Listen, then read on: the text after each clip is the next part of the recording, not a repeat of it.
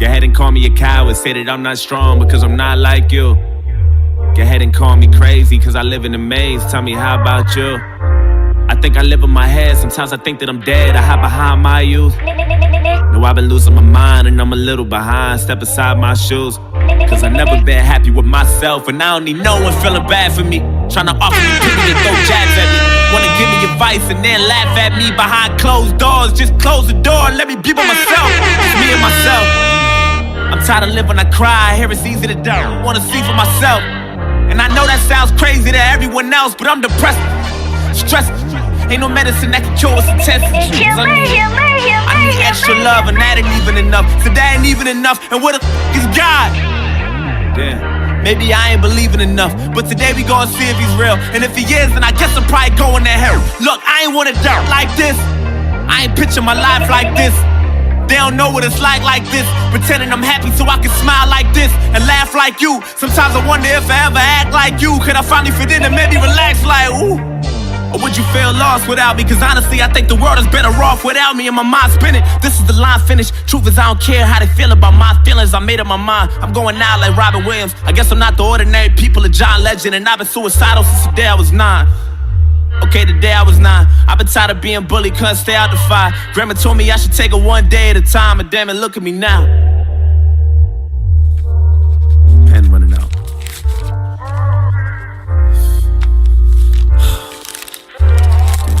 Look, just know it's a new day. But if you're reading this, then it's probably too late. Just make sure you tell my family it's okay. I'm sorry, but it's too late. I'm sorry, so much waiting on me. I don't wanna let you see another day. I'm sorry, but I can't stay. I'm sorry, so much waiting on me. Just make sure you tell my family it's okay. I'm sorry, but it's too late. I'm sorry, so much waiting on me. I don't wanna let you see another day. I'm sorry, but I can't stay. I'm sorry, so much waiting on me.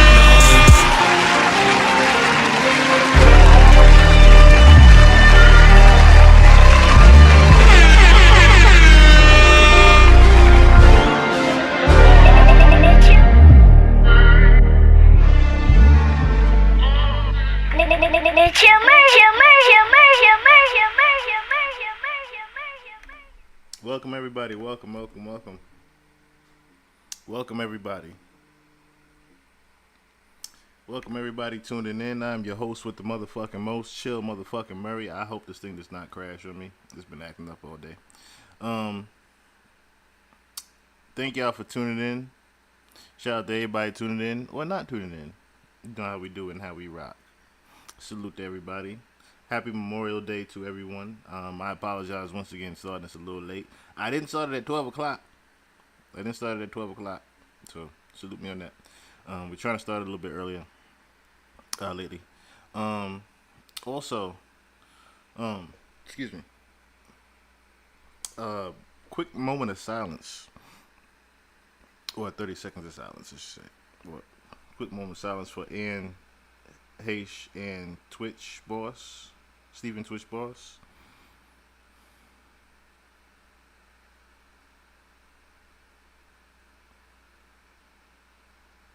This is an audio broadcast, so we had to do a quick moment of silence for them. But, yeah, today we are going to honor the life of Twitch and Heche, excuse me. A lot of people believe that Ellen DeGeneres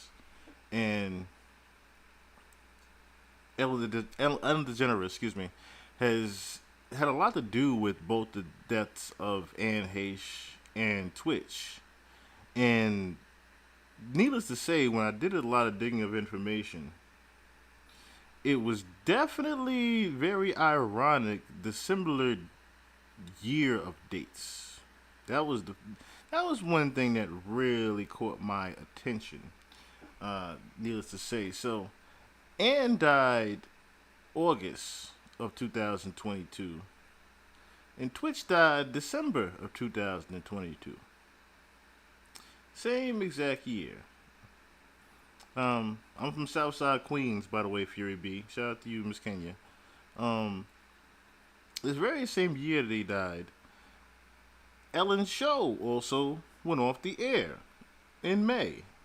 So look at the timeline, of course. So Ellen's show goes off in May 2022. Anne dies August 2022. And Twitch dies December 2022. I said, now wait a minute. Because Twitch had already, when I started digging on Twitch, I started saying to myself, okay, his death is very, very eerie. It's very unexplained. So when I started digging on Twitch, I started to realize, okay, Anne also died the same year, but Anne was, the former girlfriend also of Ellen as well. So they both died also mysteriously in suicidal ways. So that was a big thing that jumped out to me as well. So for both of them to die in mysterious suicidal ways that were not clear, as well as they were unlike the person at the time that they died, both of these people had different things going on in different ways in Ellen's life. For example, allegedly Anne was writing another tell-all where she was going to tell more about, her relationship with Ellen, called Call Me Sane. And then she also had, the podcast going, as well as she had the movie going on referring to sex trafficking. Then you have Twitch, who had taken money from Ellen and invested it in crypto, but it didn't work out. So he also had $500,000 that he was gaining from at the end of the season. That was another thing. He was gaining $500,000 at the end of the season when he left. Then you're going to, of course, think about the fact that he had the crypto investments with Ellen, but he also had invested in it with someone else named Tracy Christian, who we're going to get into. But I figured, like I said, the bigger correlation to this was Anne, who said, the biggest correlation to this was, the fact that Anne and Twitch, both knew Ellen. And for them to die in the same year, I said, you know what? Let's take a look at both of these things, with a third eye, of course. Now, we all know Ellen also has the allegations that she was accused of with behind the scenes at the show. But she was also accused of sex trafficking.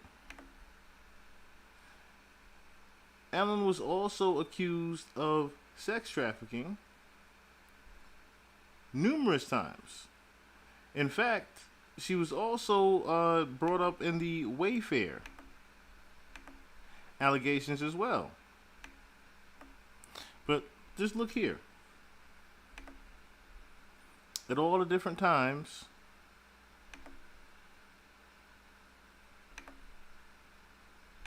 look at this.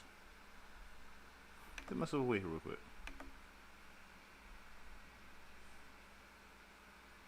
Look at all this. You just put in Ellen DeGeneres sex trafficking, Wayfair sex trafficking, Ellen DeGeneres on Oprah Winfrey offers not on house misleading claims about Tom Hanks. Now the misleading claims about Tom Hanks and Ellen DeGeneres. Notice that they put his name also. Tom Hanks was referenced in the Epstein Island. So of course that's where the sex trafficking rumor even came from. Again, Wayfair partnership. Did Ellen DeGeneres really go to Epstein's Island? She is one of the main people that people have said are involved in the sex trafficking. So Ellen DeGeneres has been roped into a conspiracy theory that accuses Wayfair of acting as a front for human trafficking by selling pricey cabinets named after people. The talk show celebrity was questioned on Twitter for her Wayfair collection that allegedly included a 5-figure pillow, but really sells for far less. Social media users questioned the talk show host and if she had any involvement with the alleged child trafficking conspiracy theory. So Wayfair had actually been caught up in the whole Pizzagate theory of child trafficking. At the Ellen Show, please explain why you're selling pillows on Wayfair for over $10,000 with missing children's names on them. Think about that. She's selling $10,000 pillows with children's names on them. Are you part of the Wayfair trafficking? One user asked on social media. Attached to the tweet was a screenshot of lumber pillow with a $10,000 price tag. Search for the product, which does not have a child's name attached to it, resulted in a page on the Wayfair site for the same pillow with a $99 price tag. But Ellen, of course, had the pillow up there with a child's name on it. So neither DeGeneres nor Wayfair responded to Fox's business request for comment. On Monday, the Ed Ellen DeGeneres collection with Wayfair launched in 2015 as a joint venture between the talk show host and the CEO of Burke Creative Capital, Christopher Burke, according to the Wayfair website. A social media user posted what appears to be a screen grab of the pillow allegedly posted on DeGeneres' Wayfair collection.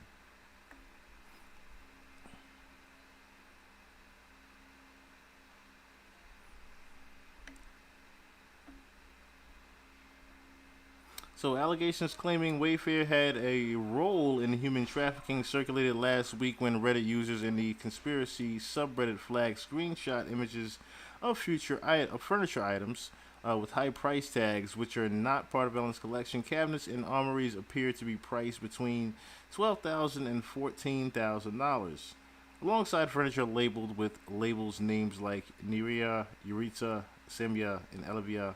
Okay, let's go on. So there is, of course, no truth to these claims, Susan Frechette, a Wayfair spokeswoman, told Fox Business in an email Friday. The products in question are industrial-grade cabinets that are accurately priced.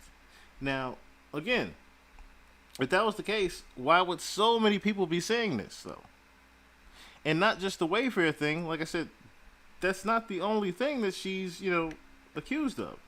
So if we're going to look at all the allegations, that Ellen is involved in, we can look at a quick timeline of all the allegations she's had over the years for the show. So Entertainment Post, a quick timeline of all the allegations. So in the span of a few months, the sunny reputation of Ellen DeGeneres and her eponymous daytime talk program, The Ellen DeGeneres Show, has taken a nosedive despite her "Be Kind" mantra. DeGeneres and several senior staffers have been accused by current and former employees of fostering a toxic work environment.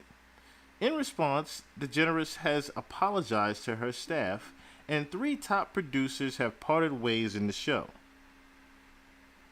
Meanwhile, several fellow celebrities have weighed in on the controversy, either defending or criticizing DeGeneres. Now, one of those people actually defended her was Scooter Braun. Now, reason why I'm mentioning Scooter Braun is, of course, once again, Scooter Braun was one of the main people who, again, we've covered on this on the podcast before, was one of the main people in sex trafficking, in human trafficking at that.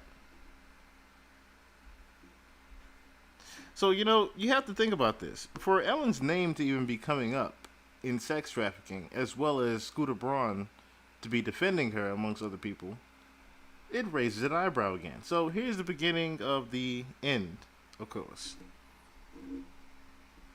So it reads here, March 20th. So Twitter users allege bad experiences with DeGeneres.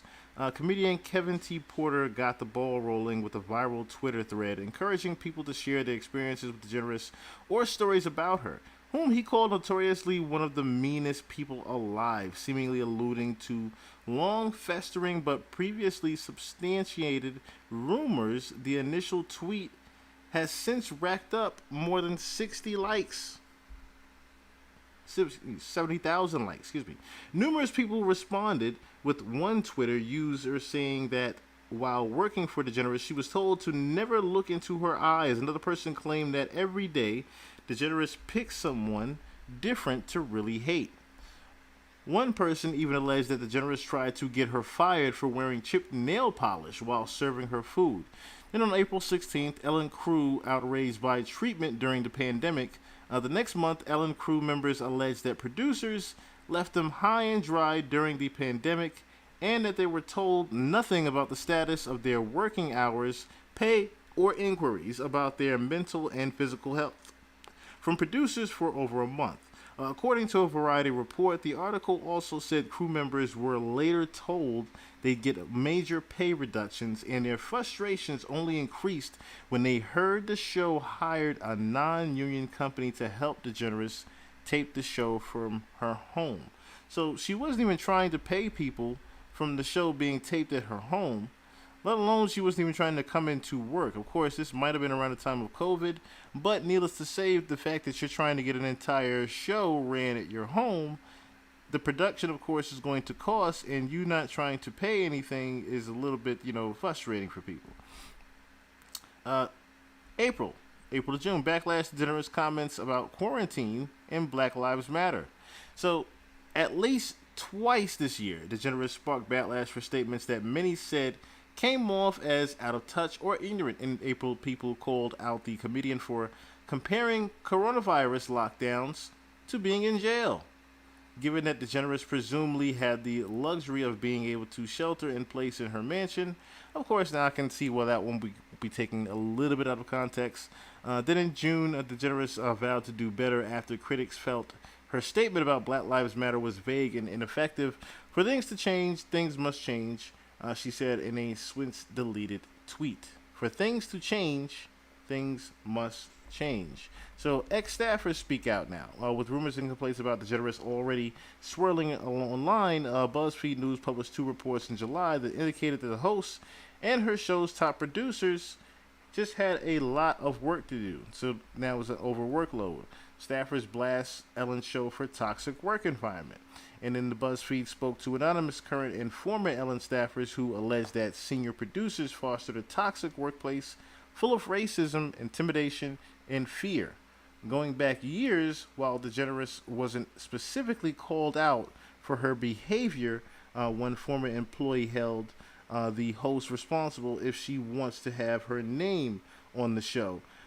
From a black employee describing racist microaggressions that resulted in her walking off the job to others claiming they were fired after taking medical leave or bereavement days to attend family funerals, they paint a picture of a behind-the-scenes culture that clashes with the "be kind" mantra touted by DeGeneres. Now, remember that whole thing later on, of course. You're going to hear that same mantra later on, that "be kind" mantra, as she actually was to take that from someone. Ellen's show reportedly under investigation on July 27th. Following the BuzzFeed report, the Ellen DeGeneres show was reportedly placed under internal investigation by Warner Media, which would entail interviews with current and past staffers.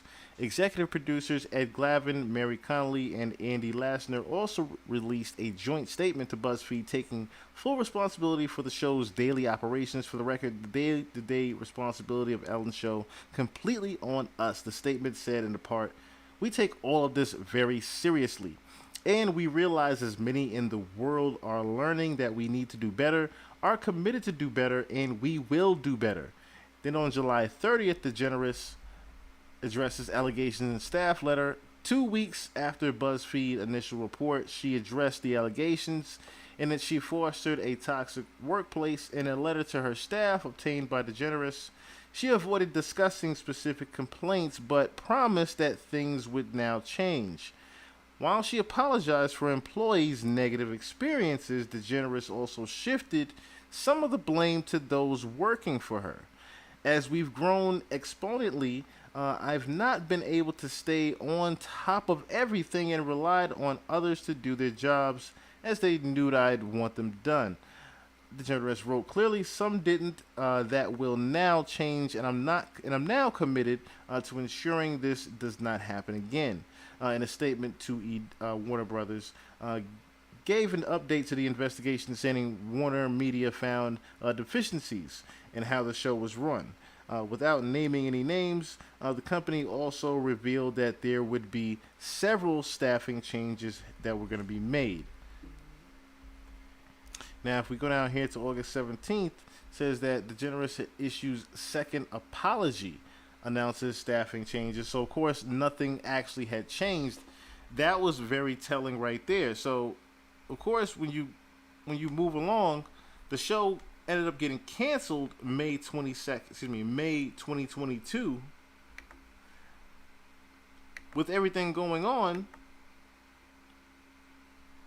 it was not just this one time that Ellen had gotten accused of all these abuse allegations. You have to think about the fact that she got canceled on a couple of her different shows that she actually tried to do, as Joe Brown would reference as well.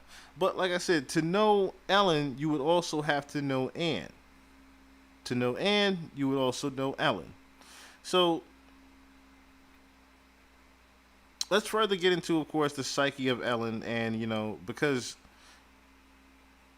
the biggest thing you have to think about the fact that she was the girlfriend, and not only that, there's a real quick coincidence in the fact that her autopsy had showed up just 7 days. Her actual autopsy had showed up just a week before, 7 days exactly, before Twitch actually passed away in December. So, just to bring up the speed on who Ann is to Ellen.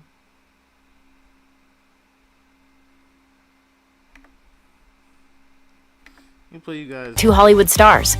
They started dating very soon. TV megastar Ellen DeGeneres first met actress Anne Heche at the Vanity Fair Oscars party in 1997. It was basically love at first sight for the two Hollywood stars. They started dating very soon after the event. At the time of the party, DeGeneres had yet to publicly come out, but she made the big announcement just days later. The couple certainly experienced their fair share of controversy. They were the most famous LGBTQ couple in Hollywood, at a time when such things were practically unheard of. Reportedly, DeGeneres had a much harder time with the situation than Heche ever did. The talk show host told the Los Angeles Times in 2001, "I didn't want to hold hands. I had never done that in public. And yet there was this attitude of, you're going to be on the cover of Time magazine and say you're gay, but you're not going to hold hands? You deserve to hold hands as much as Tom and Nicole, or Tom and Rita. So I have to take responsibility for participating in that." Their romance ultimately didn't last. They called it quits 3.5 years into the relationship. According to ABC News, their romance ended in late summer 2000, just weeks after they were seen house hunting in LA and looking as happy as ever. So what went wrong exactly? At the time, the official statement Heche and DeGeneres released read like this: "Unfortunately, we have decided to end our relationship. It is an amicable parting, and we greatly value the 3.5 years we have spent together. We hope everyone will respect our privacy through this difficult time." Meanwhile, a source told ABC News that the relationship had simply run its course. Nothing more, nothing less. But in 2001, DeGeneres told the Los Angeles Times that the split had sent her reeling. As she put it, "Heche walked out the door, and I haven't spoken to her since. I don't have the answers. I would love to have them myself. I would ask all of the questions that everyone else wants to ask. I'm left with everybody else wondering what happened. I don't know. I really don't. I feel betrayed." DeGeneres told the newspaper that this was the first time that she'd ever had her heart broken. She claimed she didn't feel any sense of closure at all. All these years later, neither DeGeneres nor Heche have revealed what really went wrong in the relationship. The day after the couple publicly announced their split, Heche reportedly started acting rather strange and erratic, according to InStyle. She showed up at the door of a stranger's home and had an emotional breakdown, requesting a shower and declaring herself God. The homeowner called the authorities, and Heche was hospitalized. In 2001, Heche opened up about her relationship with DeGeneres in an interview with Barbara Walters, claiming that she had mental issues. And these issues apparently came from a history of abuse at the hands of her father. She also said that the trauma caused her to compartmentalize herself into two separate personalities. The other personality was apparently named Celestia. What could I do when I was Celestia? I spoke a different language. I spoke a different language that God and I spoke. She told Walters, "I'm not crazy. But it's a crazy life. I was raised in a crazy family, and it took 31 years to get the crazy out of me. She claims her troubled past led to her mental breakdown after her relationship with DeGeneres ended. But she also fondly reminisced about the relationship too. In regards to the night she first met DeGeneres, Heche said, "Her name was Ellen DeGeneres. She was radiating. I think at certain times in people's lives, you just radiate an energy and a glow of fabulousness. And that was her. I had never seen anybody so lit up." After the breakup, Heche didn't publicly date another woman, and DeGeneres was reportedly the first woman Heche had ever dated in her life. In fact, she told Barbara Walters that DeGeneres was the first woman she'd ever slept with, saying that, "I felt cared for. I felt free to express a part of me that I had not been able to express with a man. I felt sensuous and sexual the way I hadn't before." At the time, Heche was married to cameraman Coleman Coley LaFoon, but she told Walters that she wasn't limiting who she loved, quipping that, "You fall in love with a person, not a sex." Heche later went on to date and have a child with actor James Tupper, and they were together until 2018. Nevertheless, Heche clearly isn't interested in putting a label on her sexuality. As she told Barbara Walters, "I would never limit myself to saying I would be with a man or a woman." Following their breakup, DeGeneres moved on too. She dated actress and photographer Alexandra Hedison for a bit before ultimately settling down with Arrested Development star Portia de Rossi in 2004. They've been together ever since. Check out one of our newest videos. Now, one thing you have to remember is that Ann always tried to reach out to her, of course. Ann confirms that the staff abuse allegations that were about Ellen were definitely true. In a recent interview she actually did on her podcast, of course, Ann also said that she was controlling and didn't even want her to have friends, and she wanted to be the big superstar, and Ann did not. She threatened to even sabotage her career. Ann was writing a memoir, like I said before, Call Me Sane, before she died. And, the breakdown of the breakup, it kind of leads to a little bit of a motive, but listen to this here. You definitely get the sense of a motive with Ellen when you hear the interview here. All right, we're having a little question and answer period on Better Together with Ann and Heather. Here we go. All right.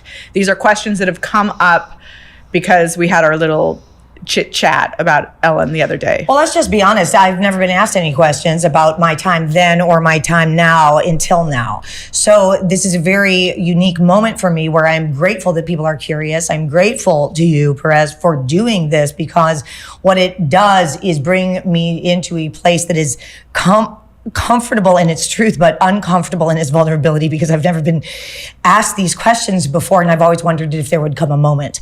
And now is the moment, and I'm appreciative. So I will answer as honestly as I can, and also say that I am digesting the fact that this door has opened to me for the first time.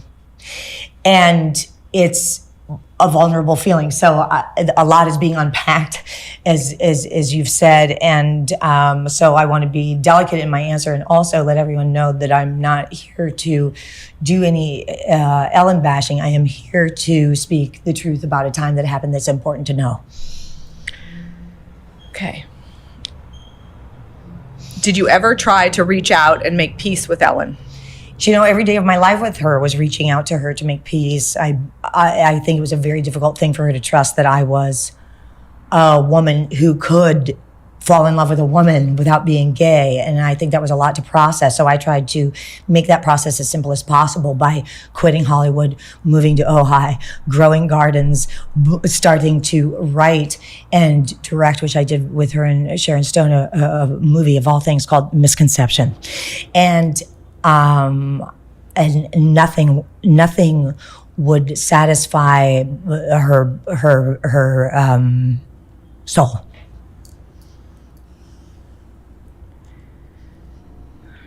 Rumors Ellen was far from nice were out there for years. What was your reaction to the toxic workplace controversy?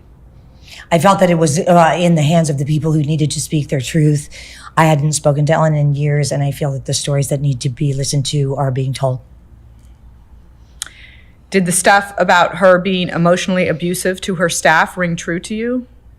Emotionally abusive is a container for our actions that we've not healed. And unfortunately, the abusive environment was something that I understood. When did you know you needed to break things off with Ellen?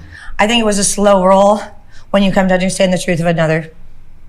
I wanted desperately to have that relationship be the love of my life. That was my Cinderella story.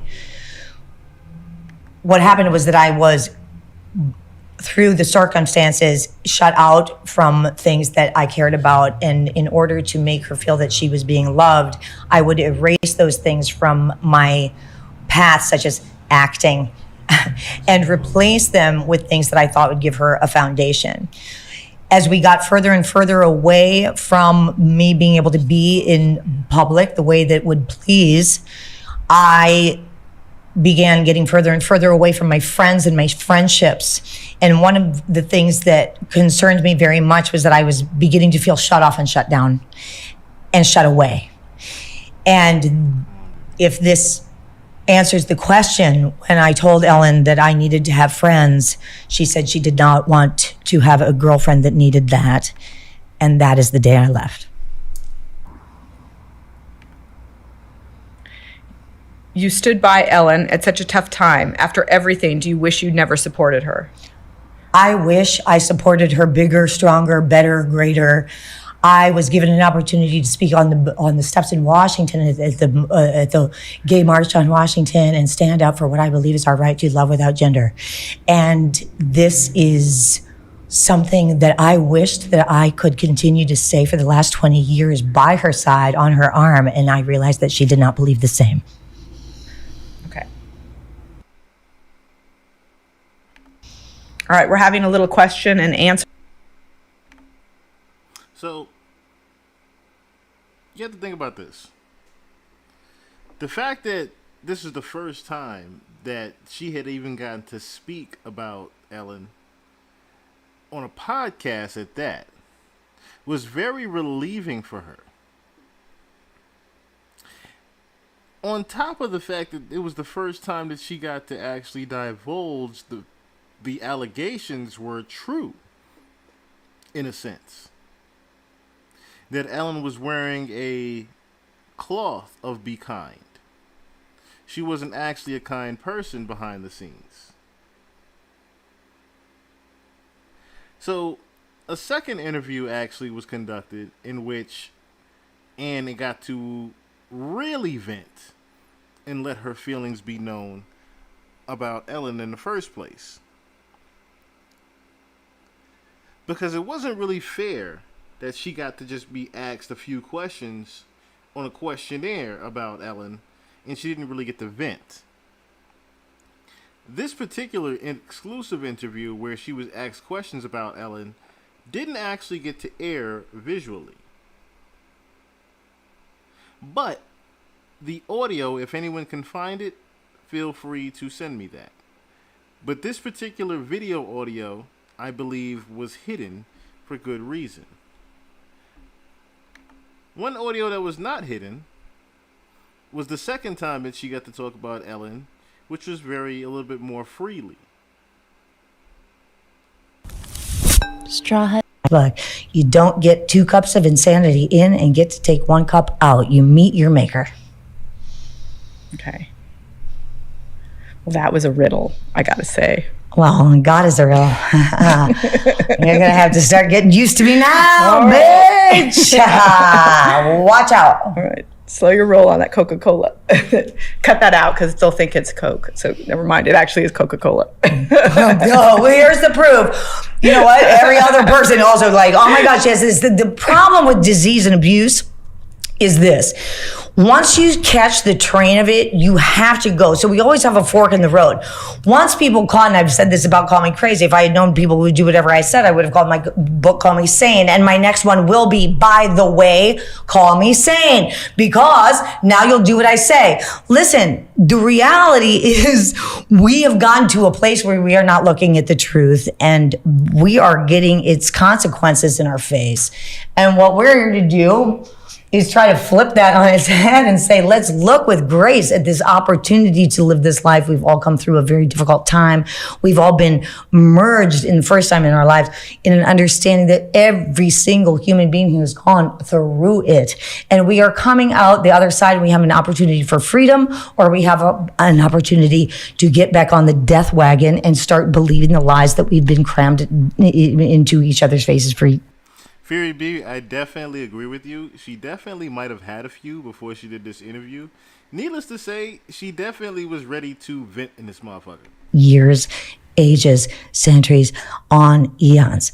It's time to flip it and start having some fun. Don't you agree? I do, but I want to clarify something here, because we always talk about. Well, I have a few books. We always talk about living in kindness, right? And so here we are, telling your truth about Ellen, and we're not being we haven't even begun. I know, but we're not being here's the thing. There's a difference between living in kindness and also standing up for yourself at a certain point. And I think that's where we are at right now with talking about this story. Yes. And people say, because I know you don't read your comments, but I'll read the comments and they're like, oh, there's Anne Heche talking about Ellen again. Anne doesn't talk about Ellen. We've done a few TikToks that our social media team has suggested. Listen, if we don't pay attention to what people want to listen to, we're stupid. I mean, give me a break. There's one question people want to know. What do I think about Ellen? And in fact, I haven't said that yet. I have not rambled on about her for one single moment. For 20 years, I have withheld my understanding. I have been canceled since the day I was born. I've been buried since the day I was born. Every single truth that I spoke, I was hit more, buried more, fucked more, or despised more, and then had calculated visions and circulations of systems that spun me up and out of the system that would in any way challenge the fact that she was not telling her own truth, but another's. Why do you think she tried to put me in an institution, folks? I called my mother. Guess what? 2 people who wanted more than anything to have my truth buried. It was not my timing. I did not and could not ask God for what that would be. All I could do was stay on my truth, do what I was doing, and study this thing called love that we tried to bury. And now I am up and out of the ground. And unfortunately, those 2 women could not shut me down. So she reveals that Ellen tried to put her in an institution. So it is true that someone did try to sabotage someone's career. Whew. Want to start over? No, but let's talk about for a minute, because look, there's so much to unpack here with the Ellen thing, and I think that since we've started it, we might as well finish it. Good, because then I think it's enough talk about her. Let's get on to some fun stuff. Yes, but I do want to talk about how, look, basically what we're saying here is that she basically pitched herself as the queen of kindness, and we're finding that perhaps was not the case. And you're saying that in your experience with her, that was not the case. And in fact, that was kind of your jam. So bitch kind of stole your look. So remember that whole be kind thing that we were talking about in the article, where she had this whole be kind mantra that was actually pretty much fake? She stole it from Anne. At least.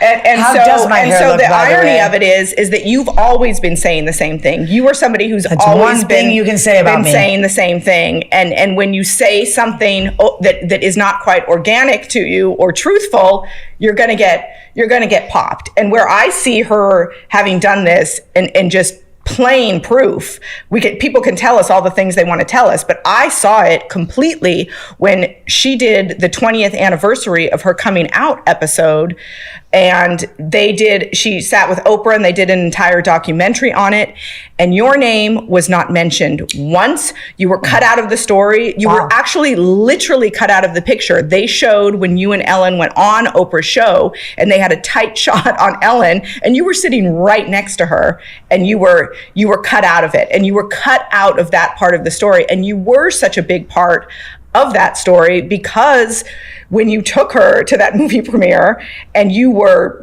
basically blackballed from that moment on, that's a part of the story. And she, with her big platform, just took you, not only did she take you out of the history of that, she, from what we're finding out, every opportunity she got to block you from working to support your family took that from you as well. And shame on the people who went along with it too, I gotta say. Like, it's a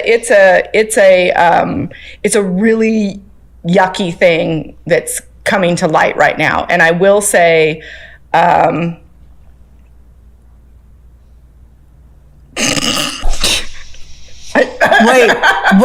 I love that you're laughing. You have to, because I'm like, I will say what? I will say, you know, what?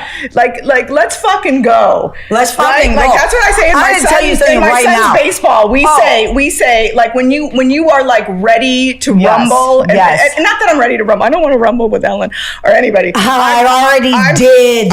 Well, fine. Okay. I'm ready for you to start getting the work that you deserve. And that's what I mean when I say, let's fucking go. Like, let's Anne Heche is uncanceled, motherfuckers. Uncanceled, motherfuckers. Listen, this is one thing that I have to say about you saying yuck. You know, it really is yuck. And I just have to bring up a fact. You know, Oprah looked at me when I was on the show that I was obviously sliced away from. 50-50, I say, you know what? That's the amount of knowledge we've been given. We've been given 50% of our language of love. We've been given 50% of our language of the intellect. We've been given 50% of the language of our bodies. And the fact of the matter is, the flip side needs to be understood. When I sat on that couch in such a divine entrance into standing up for what I believed, which was truth, motherfucker, my God, this woman is telling the truth. That's more interesting to me than any other thing I've been shown as love. I like that this person is standing up for what I believe was truth and the consequences. She suffered consequences because she did not believe that the truth would make her anything other than queen. Here's the deal. Unfortunately, life will greet you at a very unfortunate time, because when I was sitting next to you and Oprah looked at me and said, "What would you say, Anne, if people said to you, yuck?" You weren't sitting next to me. You were sitting next to Ellen. Ellen, yes. She certainly wouldn't have said that to me. Are you a shapeshifter? I am. Well, you said sitting next to you. Okay. You know, I'm. And she said basically she was insinuating I was that asking gay love was yuck. Like, I mean, what? But the thing you want to say is like, well, what would anybody say? Hi, I'm looking into the eyes of a woman who suffered greatly, very many things that I did, and I'm talking about Oprah, not you. They did not replay that. They didn't replay that little bit when I said I would say, "What? Excuse me." And then she did a show on me the next day. Was it possible to be or have or love both genders? Was I so odd that I could love without gender? Is that even possible? As if I wasn't thrown in the inhuman category enough. Like, what are you talking about? Is it possible? Now we've come some way, and I know that the beginning of that conversation had something to do with me, and I feel very proud of that. Gender-free love is a given, by the way, and to say yuck to anybody, and I think we're starting to celebrate the other. The fact that there was such a conscious, deliberate erasing of what it was that I was talking about is what we have to look at. Not what was done wrong, but why we were not able to talk about it then. Why were we not able to talk about love? Has it taken us this long to be able to do it? So we're moving into a next step, hopefully. And hopefully I have some more intelligence, I know I do, around it, because I've studied it, to be able to communicate a little bit better about what happened 20 years ago, and the fact that it's taken us 20 years to be able to be at a point where we can listen to the truth again. And Ellen's fine. She can sit on her pile of money. I hope you like your money, because that's why I broke up with you. Do you like sitting on your piles of cash? Because guess what? It gets you exactly where you are. And by the way, baby, and it's what you wanted then, and I hope you're liking it now. Cheers. You broke up with her because she had a lot of money, or you broke up with her because I broke up with her because her goal was to have a lot of money, and mine was to find love, and hers was I want 60 billion. Good luck. Our forks are never going to meet. The further we stay on with this, the further we will be apart. Okay. She didn't live in that loving kindness. No, did she didn't. But you and I don't talk only about she wasn't a dick. Revenge a lot. No, we don't. There's one thing that I remember. There is one little nugget that I do have a sense of wanting a little bit of. I guess the only word is revenge. I feel that you were so wronged. And now to know that you were continuing to be wronged, it fires me up a little bit. And especially, look, when you look at somebody like Ellen, who literally is sitting on a pile of $60 billion and then could feed countries. Right. And then but you got a Porsche. I mean, you're not hurting. You live beautifully. Wait, that's really funny. I just noticed that. Sorry, I have to put a pin in it, but I realized that Ellen drove a Porsche. I want a Porsche. Well, she's not going to give me a Porsche now. Culture and then she married one. All she used to do was drive Porsches, and she collected them. I just thought it was so stupid because they were so loud you couldn't talk in them. So I thought it was so I'm going to drive a Porsche. I know. Well, now I'm going to get us both one. But you're going to buy me one. I'm going to buy you one. And they're going to be red, white, and blue. And no, they're not. I want mine to be either white or black. I mean, or okay, baby fine. blue if it's vintage. Baby blue would be good. Ooh, maybe we'll have matching ones. So, but the hilarious thing is that all she wanted was money, and then she ends up marrying a person named Portia, who, by the way, I wasn't getting the joke. I took this long to get it. Portia even asked me about Ellen before, Portia came to my wedding because I was on an Ally McBeal with her, and Portia even said, I'm going to go after Ellen. I know you're not. I'm like, but you won't be the poster child, girl, because guess what? That poster child has already been taken. And by the way, it wasn't a great spot, but yours ain't going to be any easier. And I'm telling you now, like, red flag, red flag, red flag. We're going to go to a dive bar and meet Camaro. Jang, jang, jang, dang, dang, dang. Hey there, Camaro. How you doing? I met a Camaro on the side of the road. Okay, we're digressing. I mean, let's get back to some serious shit. She was a bitch. Oh, dear. So, needless to say, she pretty much had to cut her off after she did that because she started to go in. she started to go in from the, needless to say, let's get into some serious shit. She was a bitch. They had to cut to a break because, like, as you heard, this was the first time that Anne had gotten to really speak on Ellen in the first place. And unfortunately, this podcast was done in June.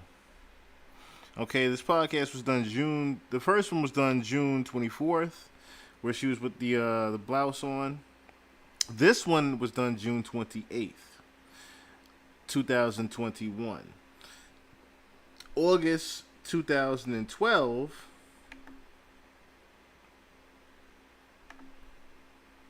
Hold on.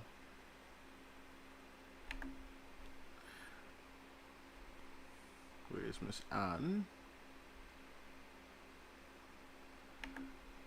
August 11, 2022, I should say. So 2012. August 11, 2022, and Heche dies. Now,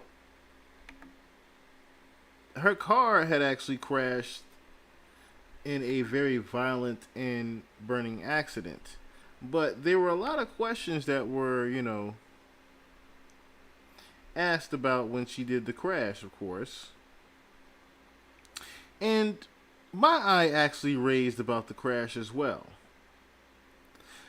For example, when she takes off the first time,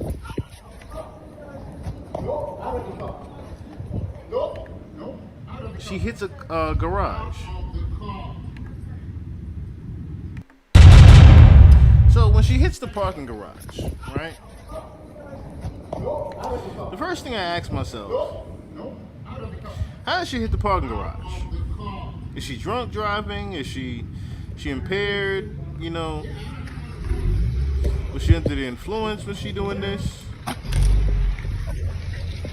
Then I thought to myself, you know, later on,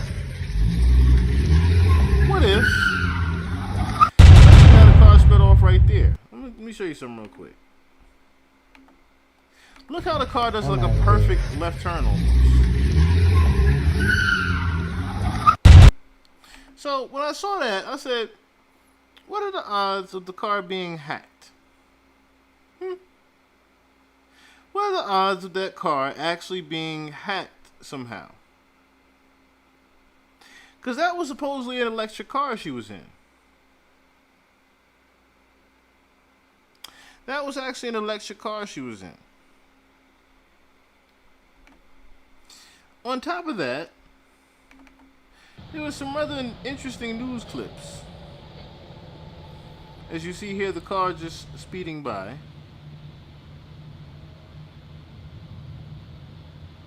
That morning. Very, very fast. So fast it was like a fly. And when I saw this, I said, okay, her car is definitely out of control and out of her hands. But once again, this is an electric car. So, who's to say that this electric car was not possibly hacked?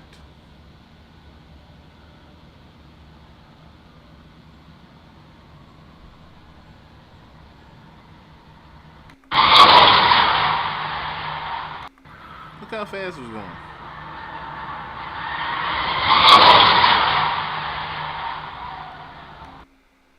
Now, as I'm hearing that, I hear screams.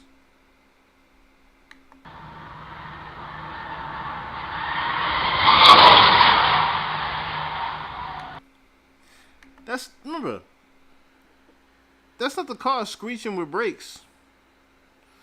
That's someone screaming in agony as they're driving by.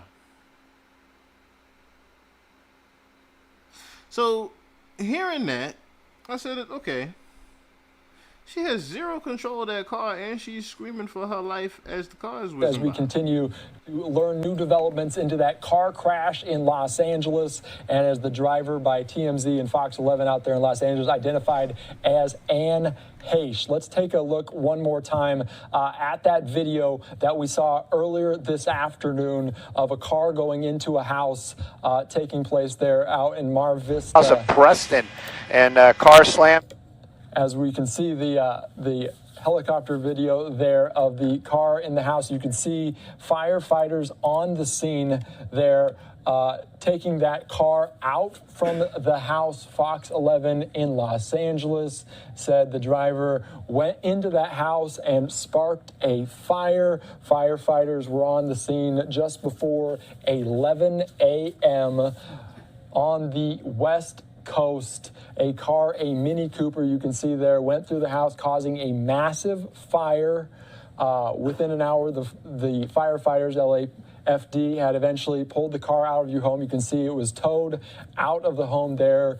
Firefighters still looking in the car to find possible survivors. The driver was rescued, as you'll see in this next little clip we're going to transition to real quick. They were taken to the hospital, as you can see there, in a hurry to get out of that car that crashed into that home.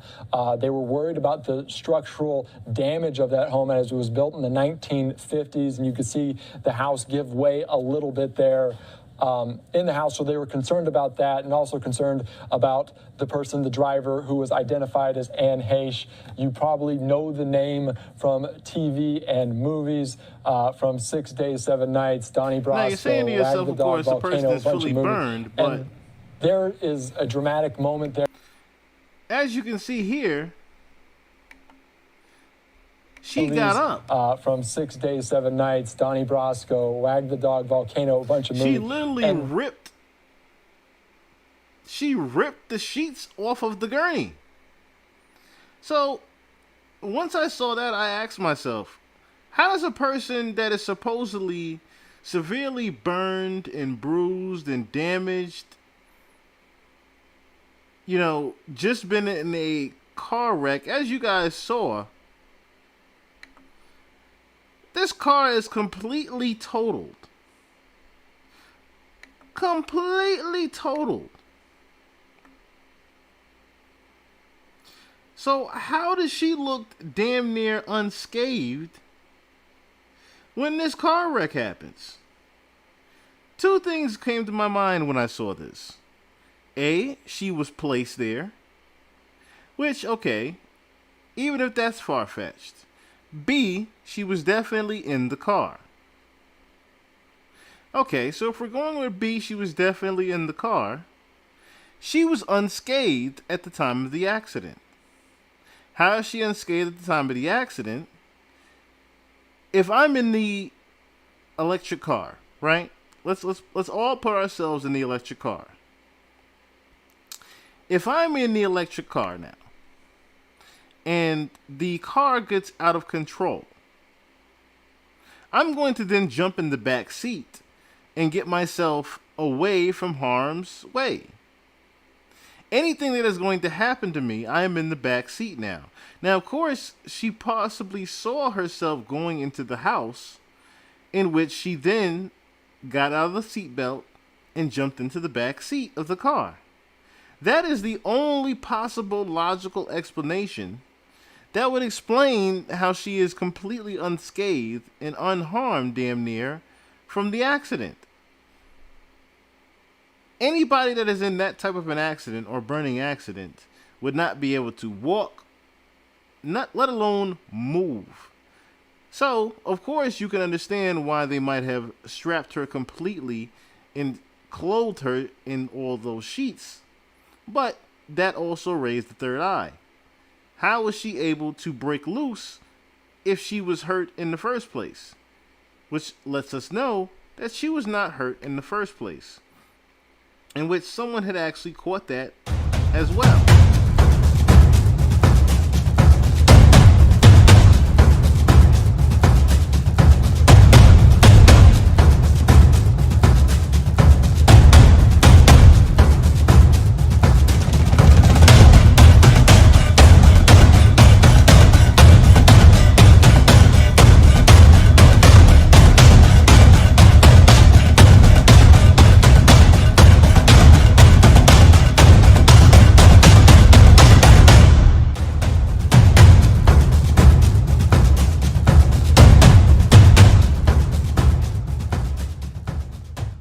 And car slammed.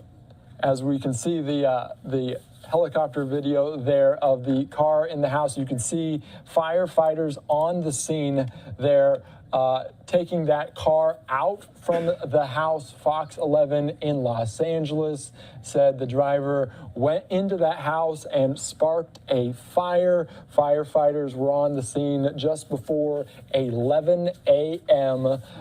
on the West Coast. A car, a Mini Cooper, you can see there, went through the house, causing a massive fire. Within an hour, the firefighters, LAFD, had eventually pulled the car out of your home. You can see it was towed out of the home there.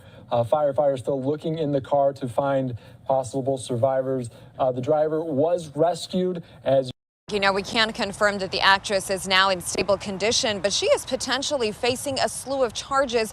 And we're talking about speeding, DUI, and hit and run. That's all part of the investigation, according to the LAPD, and they're waiting to speak to the actress. But one thing we can say for certain, a lot of damage was done out here. Just take a look. This is the house right here behind us here in Mar Vista. This is on Walgrove Avenue. Part of the house caught fire. The homeowner was inside at the time, but no word if she was also injured. You can see the house has been boarded up, and it doesn't look like anyone is living there right now. This happened on Friday around 11 a.m. Take a look. Sky 5 captured the moment the 53-year-old actress was taken away in an ambulance. She was taken to a local hospital. She suffered significant injuries and some serious burns, according to the fire department. The LAPD saying that Heche appeared to be under the influence and was acting erratically. According to witnesses, she may have also been speeding. They saw her in a blue Mini Cooper. They say she first crashed crashed into an apartment building near here, then took off from that location and ended up crashing into this house here on Walgrove. This Mar Vista home immediately caught fire. It took 59 firefighters about an hour to fully put out the fire. Following the accident, a rep for the actress released this statement to CNN. Take a look. Anne is in the ICU. She's lucky to be alive. She has severe burns and a long recovery ahead of her. Her team and her family are still trying to process what led up to this. Now, Heche's condition has since been upgraded. She is now in stable condition and in recovery. As for the homeowner, according to the GoFundMe page, she's been identified as Lynn Michelle, a resident here in Mar Vista.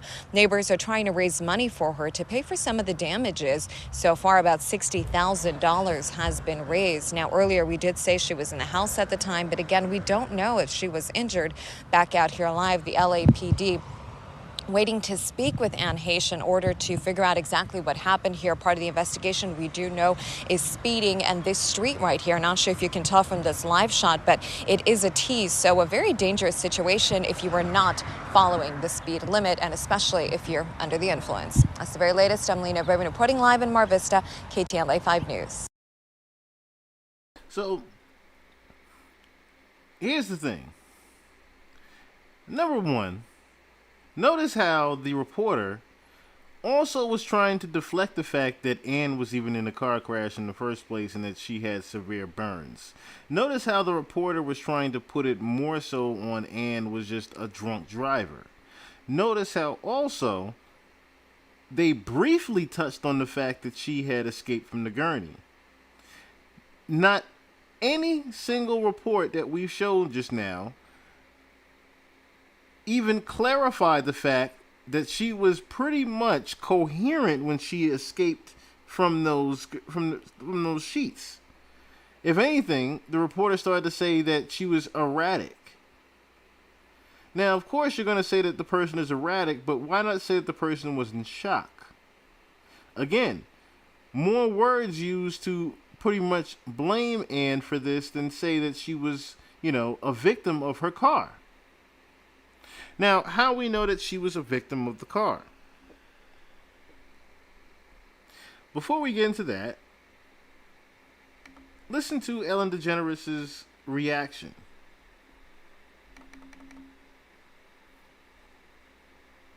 But before that, let's listen to Ellen DeGeneres' reaction to the whole thing. Do you want to send her any well wishes? Sure. I don't want anyone to be hurt. Ellen DeGeneres is sending kind words to her ex, Anne Heche, amid her hospitalization following her life-threatening car crash. Vehicle into a structure. Do you want to send her any well wishes? Sure. I don't want anyone to be hurt. That was pretty much all she said. Was, I don't want anyone to be hurt. Anne Heche at all since her accident? Guess not. Do you want to? We're not in touch with each other, so I wouldn't know. It's seemingly true, Ellen and Anne Haven't been in touch with each other, so I wouldn't know. But as you clearly heard in the interviews, Anne has tried to reach out to Ellen. And it was pretty much bullshit that Ellen didn't know why they broke up in the first place. On top of, you saw how nonchalant Ellen even acted to even hearing about Anne in the car crash? Anne Heche at all since her accident? Guess not. Do you want to? We're not in touch with each other, so I wouldn't know. It seems. Notice how Ellen pretty much didn't even want to answer any questions about Anne. That wouldn't be the first time that she did that, because remember it went viral how she had been asked about Diddy. And this is pretty much Anne the Heche same at all response. since her accident? Guess not. Do you want to? We're not in touch with each other, so I wouldn't know. It seems. Pretty bland, huh? But let's get a better look inside the morning of Anne Heche as well. Because inside the morning of Anne Heche, you will quickly find that Anne Heche was not actually drunk, as they say, during the time of the accident.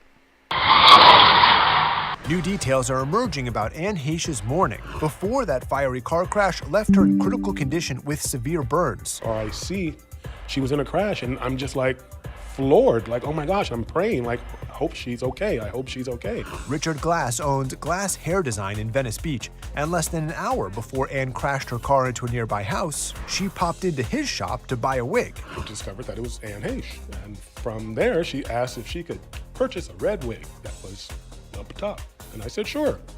And as I bring it down, I tell her that it's not cut or styled. She said she didn't care. She wanted it anyway. So from there, I bring it down. I tell her it's a little bit dusty. She says, no worry, just sell me some shampoo and conditioner. It was just it's so random, so random. Right now, the LAPD is investigating Anne for misdemeanor DUI and hit and run. They're looking into what role drugs or alcohol may have played in the collision. But Richard says he didn't notice anything out of the ordinary about Anne during their encounter. She wasn't speaking in cursive. You know, I say that, you know, if people are impaired, you know, they speak in cursive because it's like you're slurring your words. But she wasn't. She was very, very cordial, very personable, very polite.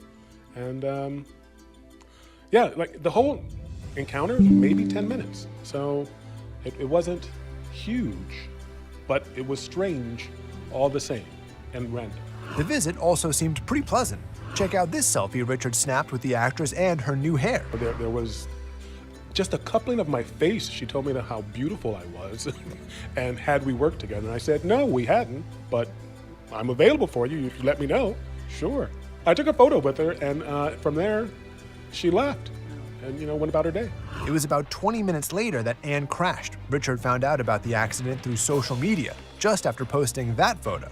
I hear my alert go off, and from there, I hear or I see she was in a crash, and I'm just like floored, like, oh my gosh, I'm praying, like, I hope she's okay. I hope she's okay. I was just floored, you know, and just praying for her safety, you know, and everyone involved.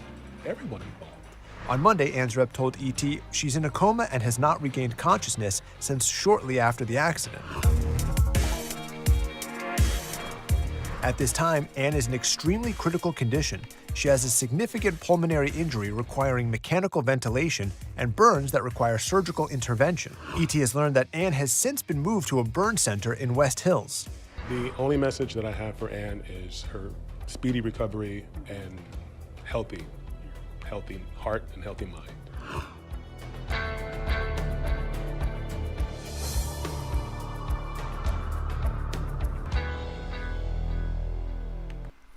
So here's the thing. Remember when I said that it's possible that, you know, her car might have been hacked? So at the time, she was also working on, remember I said, Girl in Room 13. So Girl in Room 13 was a movie about sex trafficking specifically.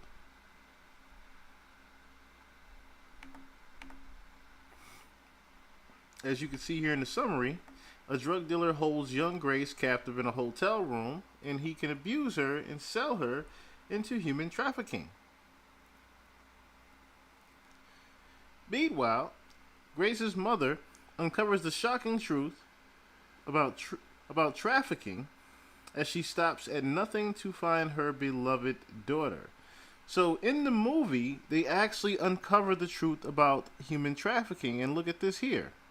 Although it was said to be inspired by real-life events, it is not a documentary about human trafficking or pedophilia.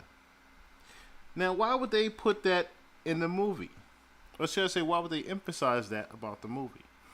And needless to say, this was Anne Heche's last movie as well. But Anne Heche's autopsy also revealed an interesting thing as well, in that the actor was not intoxicated at the time of death.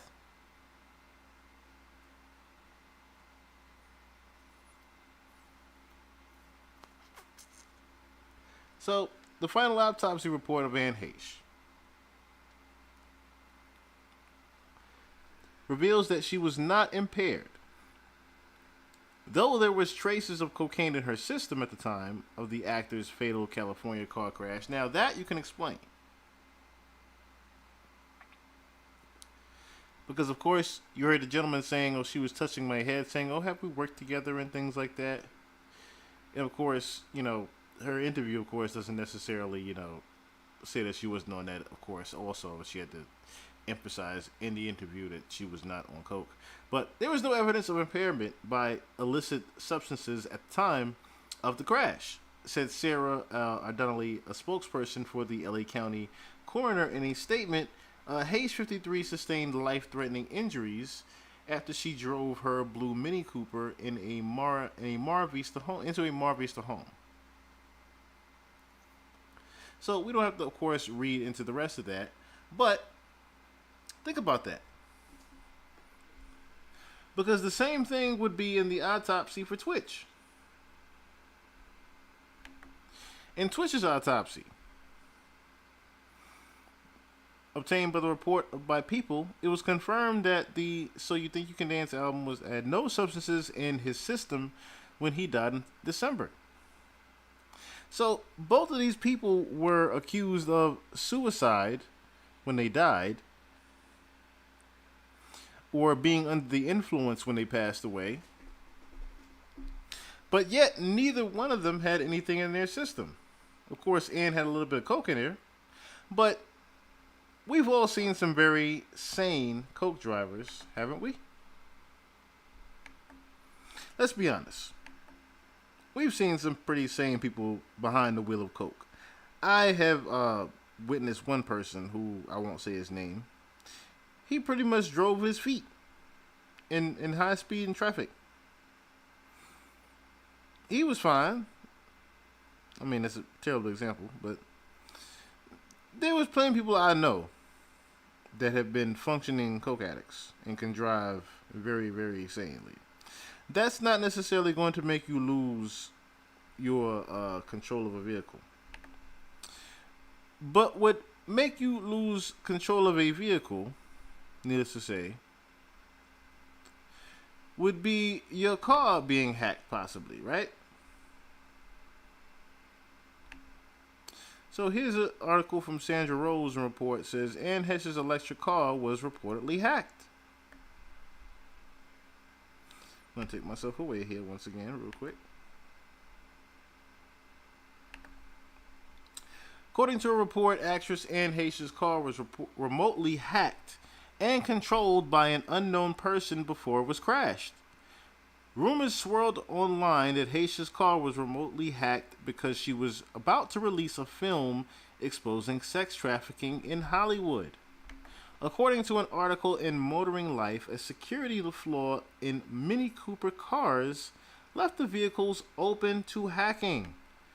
The fear that your car can be hacked and made to crash is not new, and it's not completely unfounded. The Washington Post wrote in a recent article, concerns about automotive cyber security have been raised since automakers began outfitting cars and trunks with computer-controlled systems. Heche, 53, is pronounced brain dead days after her electric Mini Cooper crashed into a house into the Mar Vista neighborhood on August 5th. So, again, one has to speculate. One definitely has to speculate when I'm hearing about someone's car being hacked in that car crash. Don't you think? Now, I wasn't under the impression that the car was, like I said, even an electric car until I thought about it. Like I said, what are the odds of someone not even being in the control of that car when they crash into that garage? And then, like I said, when I saw it ease around the turn and left like that, I said, okay, she's not even in control of that car. Did a little snooping, and what do you find out? Damn car was hacked. Damn car was hacked. Now, rest in peace to Ann Heche. Another person that, did not have so kind words for Ellen, but also had some words about the show. Judge Joe Brown let out some very, very key information. Very, very key information.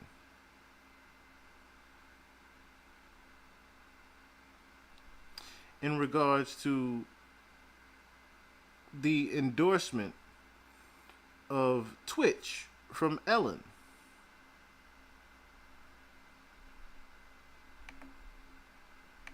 Asked me to do her a favor so her show would not be canceled for low ratings. I showed up and that woman wanted to get in my face. Didn't you hear me say to put that robe on? I said, didn't you hear me to tell you I'm here doing you a favor? We're out of here. KNBC4 from New York. Call me back. Please, Judge, would you do us the favor? I know she's obnoxious to deal with. Okay, but that wasn't why I brought it up. Now, well, I know he's supposed to be endorsed by her. Right, Stephen, wait, Stephen makes it Boss, suspect. listen. I'm suspect. Listen. I'm not a good person to ask about this. That's not, it's not even about her. Yeah, it is. If he got an endorsement, it's about him Can through you her. let me talk? Go ahead. I read the story. You sent it to me. What story? I read the story, you sent it to me. So you just heard right there, there was an endorsement from Ellen to Twitch. Now, of course, this young lady here, God bless her, if you're doing an interview, now, of course, this is a podcast that these two mainly do. Even if you're doing an interview, you know, I'm pretty sure you've heard this before, young lady. Let the person that you're trying to ask a question speak. But in case you didn't hear, I know he's supposed to be endorsed by her. Right, Stephen, wait, Stephen makes it Boss, suspect. listen. I'm suspect. She's obnoxious to deal with. Okay, but that wasn't why I brought it up. Now, well, I know he's supposed to be endorsed by her. Right, Stephen, wait, Stephen makes it Boss, suspect. listen. I'm suspect. Listen. I'm not a good person to ask about this. That's not, it's not even about her. Yeah, it is. If he got an endorsement, it's about him Can through you her. let me talk? Go ahead. I read the story. You sent it to me. What story? What story? That thing about him being, somebody, I think that was young brother Johnson sent me that thing, Bernard, about him disappearing, and he had been basically seconded and approved of by Ellen DeGeneres. No. And this that isn't it. This is why I need you to stop interrupting me. Well, I thought that was the story I was reading. Go ahead. You hear the name Ellen DeGeneres and you just go haywire. Yeah, anybody she endorses. It's not about her. Well, okay, what is it about? It is about Stephen Boss, so as you heard once again, Ellen endorsed Twitch. aka DJ. Ellen endorsed Twitch, and it was an endorsement that she got, that he got from her, to do something behind the scenes and invest in something behind the scenes. So, Ellen and Twitch were behind the scenes in partnership with a certain investment. To which he was a DJ on her show and he committed suicide yesterday. Oh, I can see why. All right. He was a DJ on her show. Stephen Boss reportedly left his house unexpectedly. He left his cell phone. He left his car, went to a hotel and shot himself in the head. He was 40 years old. He is was his wife. He left his wife, who was 34, and 3 children behind. She emphasized to law enforcement how out of character his actions were, so much so that officers considered listing Boss as a critical missing person. It says it was earlier reported that Hochler reportedly ran frantically into the LAPD station saying her husband had left home without his car, which she claims was unlike him. And yeah, that's what I'm saying. That report that was missing. He worked with Ellen DeGeneres. He did. He was the DJ on the show. Yeah, and that takes a lot. She keeps the temperature at 80 degrees. No. We're not. Okay, but listen, you as a judge, there.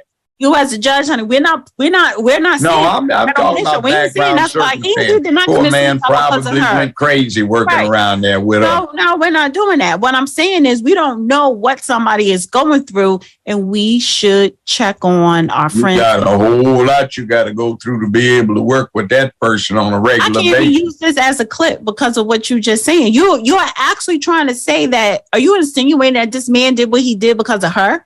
If he worked around her, he had to be marginal to work around that woman for more than 4 or 5 hours. So, Judge Joe Brown, of course, is insinuating that Ellen definitely had something to do with the unaliving of Twitch. Now, he mentions, of course, the endorsement and the investment. Now, what he's talking about, possibly, is the fact that Ellen herself had gotten invested in cryptocurrency. Ellen DeGeneres jumping on the NFT craze. This comes from Yahoo. Ellen DeGeneres, notorious aficionado of internet culture and memes, is the latest to get swept up in the mania for non-fungible tokens, the NFTs. Better known as NFTs, DeGeneres is set to drop her first ever NFTs next week, with proceeds from the stunt to be donated to Chef Jose Andres' World Central Kitchen Food Relief Organization. NFTs certify the ownership of a piece of digital content based on a blockchain technology, and they've become a hyper buzzy e-commerce trend this year. So, Miss Ellen DeGeneres was definitely getting herself involved in cryptocurrency. And Twitch was definitely going to be one of those people that helped invest in it with her. So, another thing that Judge Joe Brown also mentioned that would implicate Ellen to be a part of things, as far as, knowing about the stock trade and investments, was he let it be known that she had investment stock in the network that actually had the Ellen Show on. That's how bad it was. See, it's not just about money. It's about their agenda. Let's take Ellen DeGeneres. All that shit they said about it, that's true. See, and they cancel the show. They've canceled every show she's ever had. Before. Not one of them has ever made it out of one season. Some seasons she's actually had 2 and 3 shows because she's the poster child for lesbianism. She came out and ruined that comedy sitcom she was on when she talked about she was a lesbian. Mm-hmm. So they reward her. So what happened is WNBC4 in New York at that time was the biggest broadcast TV station in America. So I came on and I was getting 5.8, 6.2s. And Ellen DeGeneres was on after me and she was getting 0.27, 0.14, 0.56. So it was an embarrassment. So they asked me to come on her show 2 times. Now I walked in there and this heifer comes up with an attitude, "Where's your robes?" I thought she was supposed to be a comedian, I said, "Well, I got it. Put it on." I said, "It's 80 degrees up in here." And I said, "I'm not putting this shit on. It's my," I said, "Well, I don't want to be here, fool. They asked me to come." So I'm starting to cop an attitude, but still trying to be a gentleman. So it's 80 damn degrees in there. Catch your nose. I saw one of my cameramen. Catch your nose. Yeah. So I saw one of my cameramen. And I said, "What the hell's going on?" And he said, "Judge, this woman likes it 80 degrees, man. We sweat like pigs up in here. It's hot. She's bad-mouthing everybody." Mm-hmm. So a couple of sisters had come over with, well, not sisters, a couple of women had come over from my show. She's up there looking down there, bro. "Baby, when you gonna let the girls come out?" What the hell is this shit? She talked about everybody like dogs. She was nasty. She tried to get in my face. "Didn't I tell you to put that robe on?" I said, "It's 80 degrees. You tell me when I come out here." So he come out. So I put it on and then sat around. So I said, "Did I tell?" I said, "You go to hell." I said, "You witch." So I said, guys, let's go. Let's get the fuck out of here. I'm gone. Judge, come back. So they had called all the way from, Judge, please bear with us. We need you. Yeah. So I bore with him and I say, you a miserable ass heifer.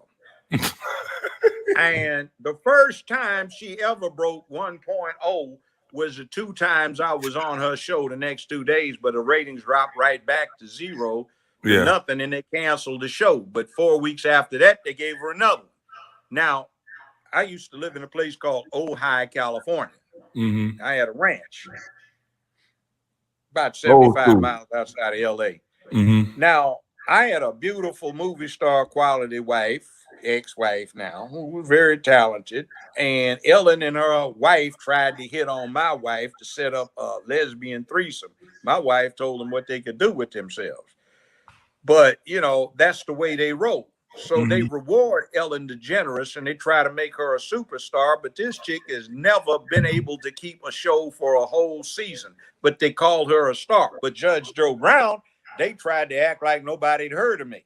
Mm-hmm. So the ratings went down. They say, yeah, everybody's did because they had new media coming up. So Judy's went down, Oprah's went down, Phil's went down, but I still beating Phil, still beating Oprah and stepping on Judy's heels. So they come up with me asking me to take an IOU for $28 million from CBS, talking about everybody's taking a hit. And I say, you lying dogs, because I bought some shares of stock in CBS, which I've sold since. But the bottom line is that when you get these shares of stock, you get the stockholders newsletter. And if you ever get to working with a company, do that so you can see what's going on. So they're saying I'm the most profitable operation CBS has through its syndication department and all of CBS because I had such massive ratings and the type of people that wanted to advertise on my show sold Maybachs, Mercedes, BMWs, and stuff like that, Cadillacs, Lincolns, and so forth. So there was a lot of revenue coming in. Mm-hmm. And I had very little overhead, and the way I did it streamlined the production process. So they're bragging about it, and they said everybody, they designated who everybody was who got a raise. So I'm looking at these fools taking about everybody got a hit, and they're lying to me. I said, you're a lying dog. I said, this is what you got. They just give you a raise January 17th. This is what you got. Mm-hmm. You know, how'd you know that? I should have found it out. Plus, you're also doing something that FTC, Federal Trade Commission, would have your ass doing 10 years in jail for insider trading. You've been manipulating this stock. Just like announcing that the dividend is going to drop from 27 cents down to a nickel. So the stock price, this actually happened, dropped from $68 a share down to $32 a share. These executives had a plan with CBS so they would loan them the money that could be paid back within 6 months interest free.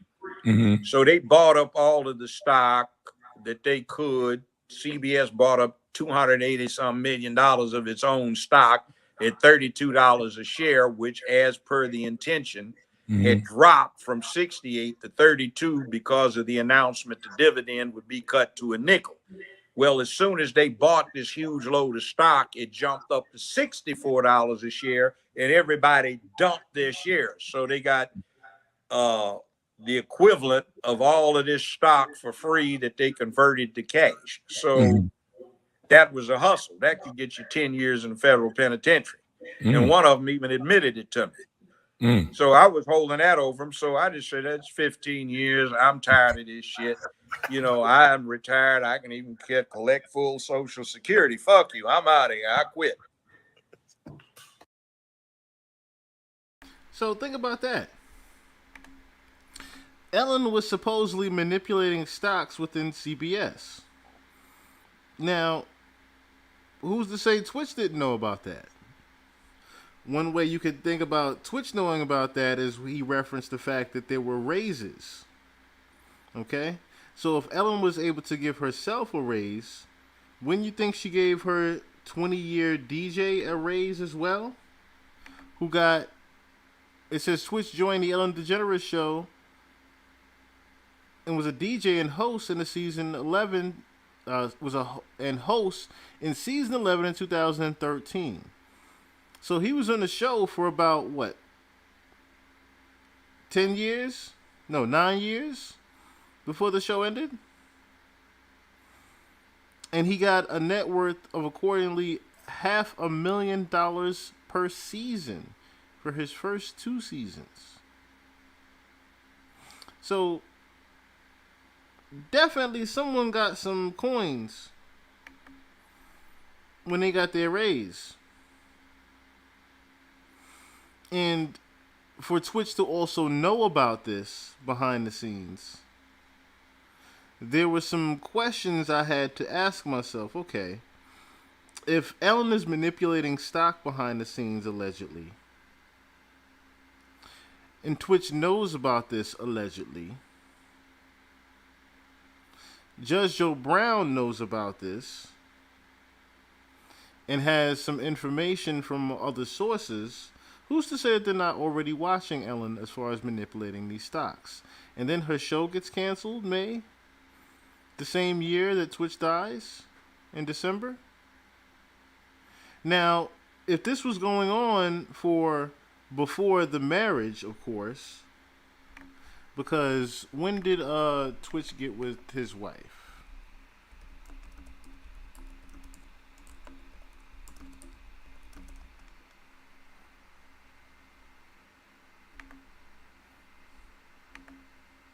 Okay. So he actually got with the wife about 10 or 11 years ago.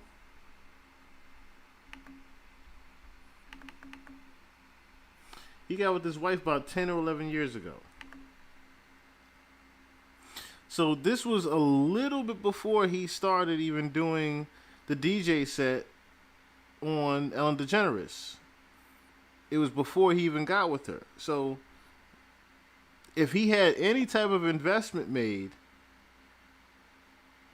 remember, if we're doing it 10, 11 years ago and he was on the show about 9 years ago, they didn't necessarily get married until not too long ago. And the investment was made before she was around necessarily.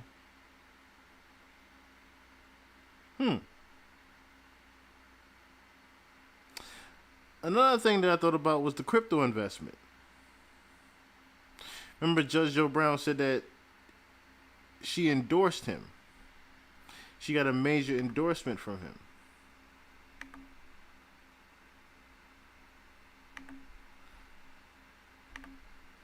Which would make me think about the crypto investment. Where it says, Ellen DeGeneres Steven Twitch boss lost millions in failed crypto and NFT investments. So, remember, that key word right there, NFT investments. Remember who had NFT investments? Ellen. So, on top of the stock manipulation, we have the NFT investments that he lost money in for her. Then we also have the sex trafficking. So there's a few things that Twitch actually knew that Ellen was involved in before he passed. It says here, Steven Twitch boss, the amiable DJ for Ellen DeGeneres show and dancer who rose to fame on So You Think You Can Dance, has died. His wife, fellow dancer Allison Holker Boss, confirmed in a statement yesterday the 40-year-old TV star is believed to have committed suicide by shooting himself in the head with a gun. Media Takeout had also reported. Now, Media Takeout just got some pretty interesting tea on what may have pushed DJ Twitch over the edge. We spoke with a person who knew the deceased TV star well, and they told us that over the past few months, get this, over the past few months, Twitch lost millions of dollars in failed crypto investments. The insider explained Twitch was very big into crypto and NFTs. He put a lot of money into them. And for a while, he was doing really good. Unfortunately, the entire crypto and NFT market has taken a turn for the worse, and in recent months, according to Twitch's friend, the TV star had lost millions. He lost millions, Twitch. We talked about it, and he lost it. We talked about it, and he was really stressed out over it. The friend told Media Takeout. And while the friend could not say whether it was a huge financial loss that caused Twitch to take his own life, the friend told us, "I'm sure it contributed to his mental state." 1 year ago, investors were describing Bitcoin as the future of money and Ethereum as the world's most important developer tool. NFTs were exploding, and the Coinbase exchange was trading at a record, and the NBA's Miami Heat was just into its first full season in a newly renamed FTX Arena. Now, if you don't know what FTX is, it was a Bankman-Fried, who was the founder of the cryptocurrency exchange FTX, and the cryptocurrency trading firm Alameda Research misappropriated billions of dollars of customer funds deposited with FTX. He defrauded investors in FTX of more than $1.7 billion and defrauded lenders to Alameda of more than $1.3 billion. So there was a huge, huge loss in cryptocurrency, needless to say. And Twitch had lost a lot of money that he invested with Ellen in it. Now, with all that being said, we have to now do a quick breakdown of what even happened to Twitch that day. So real quick, let's do a quick analysis, if you will, and take a look into the actual hotel pictures of that day.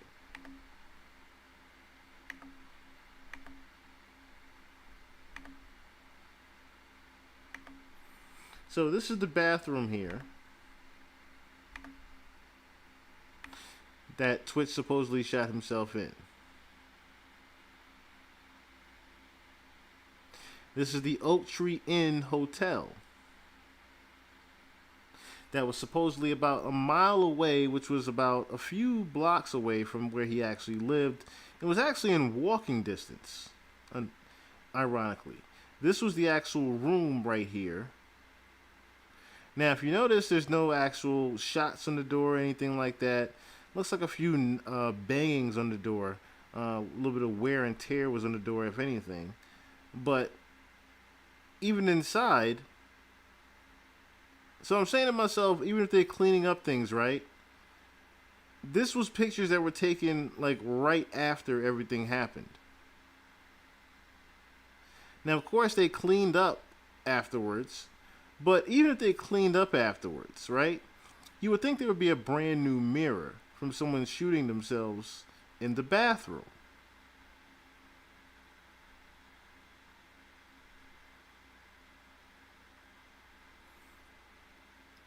Now, of course, he was upstairs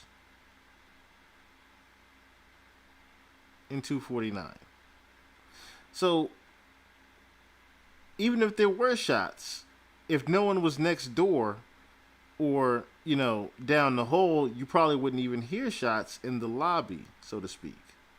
And here's his home right here. He was 15 minutes from the home to the motel. But I want to play a quick breakdown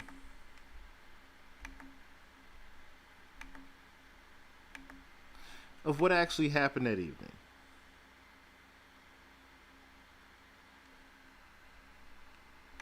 Because it'll give us a little bit more insight on what actually happened, I think. 1 second here.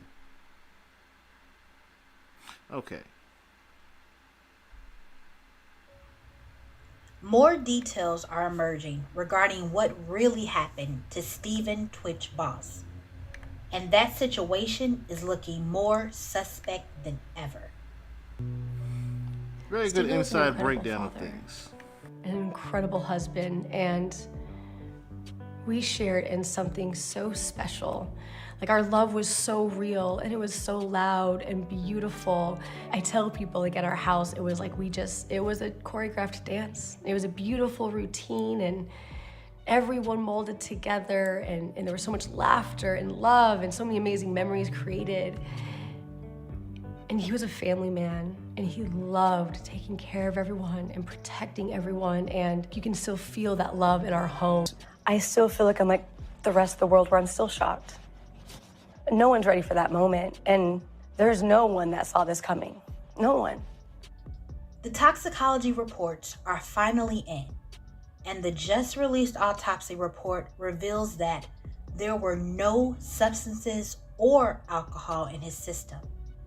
And Stephen's wife had apparently informed police that not only were there no marital or financial issues, but according to her knowledge, Stephen did not suffer mental health problems or have a history of thoughts or ideation. Does this remind anyone of Anne Heche's toxicology report that was released on December 6th, 2022, almost 4 months after her passing, which showed she was not impaired by any substances at the time of her accident, and the substances that were found in her system had been administered by the hospital for pain relief?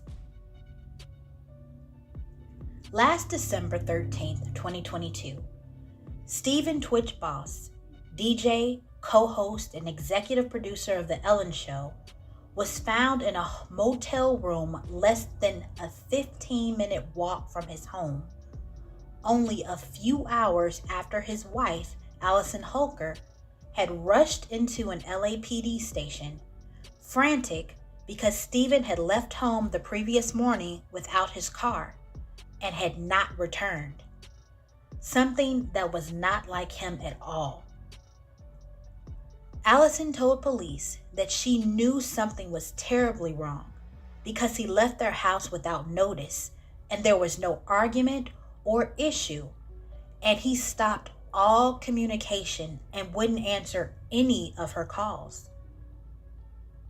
Allison was so insistent on how odd Stephen's behavior was that police accompanied her back to the family's home and performed a brief check around the property for any video or clues as to where he'd gone. Whatever Allison told police that Tuesday morning must have been alarming to them as well, because sources also told TMZ that officers considered listing Stephen as a critical missing persons case, which according to one city in Los Angeles County can include if the missing person is mentally impaired to the extent that they are unable to care for themselves or is an immediate danger to their own safety or the safety of others, if the missing person is in critical need of medical attention, if the missing person has no pattern of running away or disappearing, if the missing person is the victim of a kidnapping or parental abduction, or if the missing person is a victim of a crime or foul play. But before police could make that decision, they received a call around 11 a.m. that same morning reporting a shooting at a nearby motel, the Oak Tree Inn, which was less than a mile away from Stephen's Encino home. When police arrived at the scene, the paramedics had already pronounced him gone at around 11:25 a.m. According to hotel staff, Stephen had called the hotel to check for availabilities the previous morning around 9:20 a.m. And then he showed up to check in about an hour later that Monday morning at 10:30 a.m., 24 hours before Allison rushed frantically to an LAPD police station. The manager of the hotel stated that Stephen appeared to be completely normal, didn't appear to be in any sort of distress, and wasn't visibly upset about anything. He was calm when he checked in on his own with just one small bag, using his real name to book a one-night stay that Monday morning. He walked up to his room 249 and never came out. The newly released autopsy report states that the next day, after Stephen missed checkout, a maid went to his room around 11:10 a.m. and after knocking repeatedly on the door with no response, entered room 249 and saw Stephen's clothes neatly folded and stacked on the table with a bag containing various notebooks and a laptop. The maid then went to the bathroom where she found Stephen in a pool of blood, laying unresponsive in the shower with just a white towel around his shoulders and apparent GS wound to his head. When later interviewed... So let's pause it right there real quick, right? Let's gather some information. Gets into the hotel. He's not under any distress whatsoever. On top of the fact that when he's there, or should I say when the maid gets there and finds his body, he has stacks of papers and files neatly stacked next to a laptop.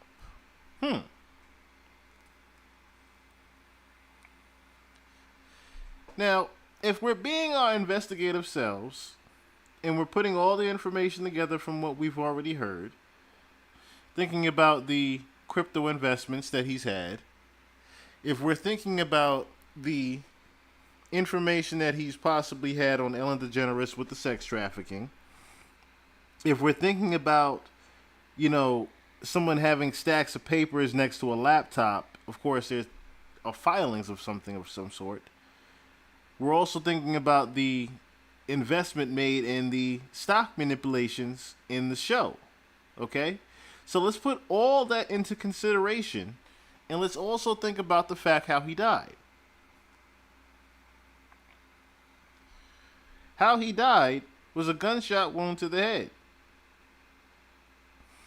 Remember when I said if there was some type of gunshot wound, right? Even if there was any type of gunshot wound at all, self-inflicted, wouldn't there be more of a mess than someone just being in the bathroom with a gunshot wound to their head?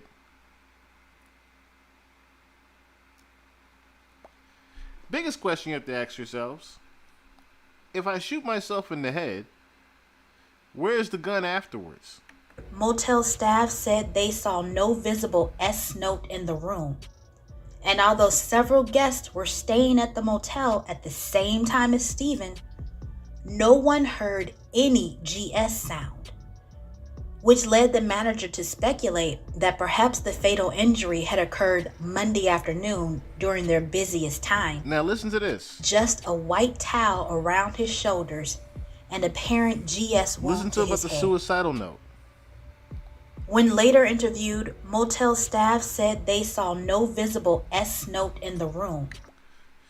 There was no suicide note in the room when the maid actually entered and saw his body. Keep in mind of that. And although several guests were staying at the motel at the same time as Stephen, no one heard any GS sound, which led the manager to speculate that perhaps the fatal injury had occurred Monday afternoon during their busiest time. Investigators confiscated Stephen's bag and belongings from the motel room and determined that Stephen took an Uber from his house to the motel that Monday morning and switched his phone to airplane mode so no one could reach or track him. They viewed the scene and concluded that Stephen Twitch Boss passed from a self-inflicted GS wound to the head and that there were no signs of foul play, and handed the case over to the coroner. And on Wednesday evening, December 14th, the very next day, the coroner's autopsy report stated that 40-year-old Stephen Twitch Boss, who had just celebrated his 9th wedding anniversary on December 10th, just 3 days prior to being found in that motel room, was gone by a self-inflicted GS wound to the head, and that the case was closed. It didn't matter that at the time the toxicology test had not been run, or that at that particular time there was still no indication of an S note. For all intents and purposes, the investigation was over, declared self-inflicted, and the recently released autopsy report reiterated that there were no additional wounds, substances, or other considerations in evaluating Stephen's passing. It took another 2 days before it was reported that an S note was found, and on December 16th, media outlets around the world began carrying the same story about a very vague note being recovered in which Stephen supposedly wrote ambiguously about past struggles and challenges. They gave no hints as to where the note was found, whether it was handwritten, typed on a cell phone or laptop, or in one of the notebooks recovered at the scene. And with the results of the toxicology report finally being released 5 months later, it raises even more questions. How could a case go from almost being declared a critical missing persons case to closed due to supposed self-inflicted GS wound in just 24 hours? Without results from a toxicology report, without an S note being found, and without the person ever having hinted at having those types of concerns to those closest to him. A man whose mantra was never give up.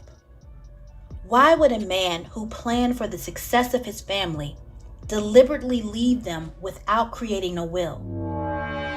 Where did the G come from? And why did no one hear a thing? Why was he unclothed with just a towel around his neck? The only thing that's clear about this case is the fact that it was closed way too soon, with too many unanswered questions, leaving most people in disbelief, and some loved ones, like Stephen's grandfather, questioning what really happened to Stephen Twitch Boss.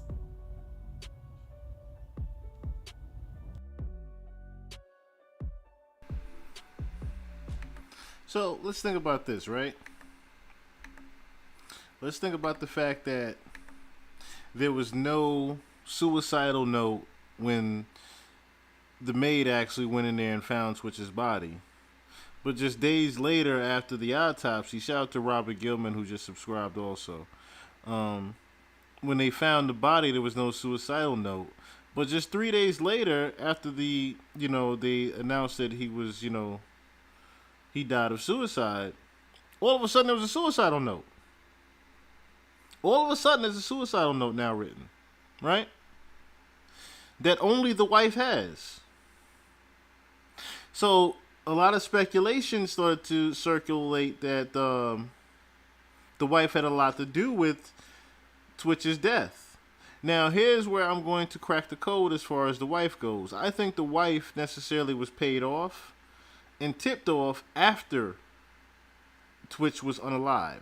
I think the people that actually killed Twitch got to the wife and said, hey, if you don't want anything to happen to the wife, if you don't want anything to happen to the kids and yourself, I suggest you write Twitch a suicidal note and make this look like a suicide the way we intended it to.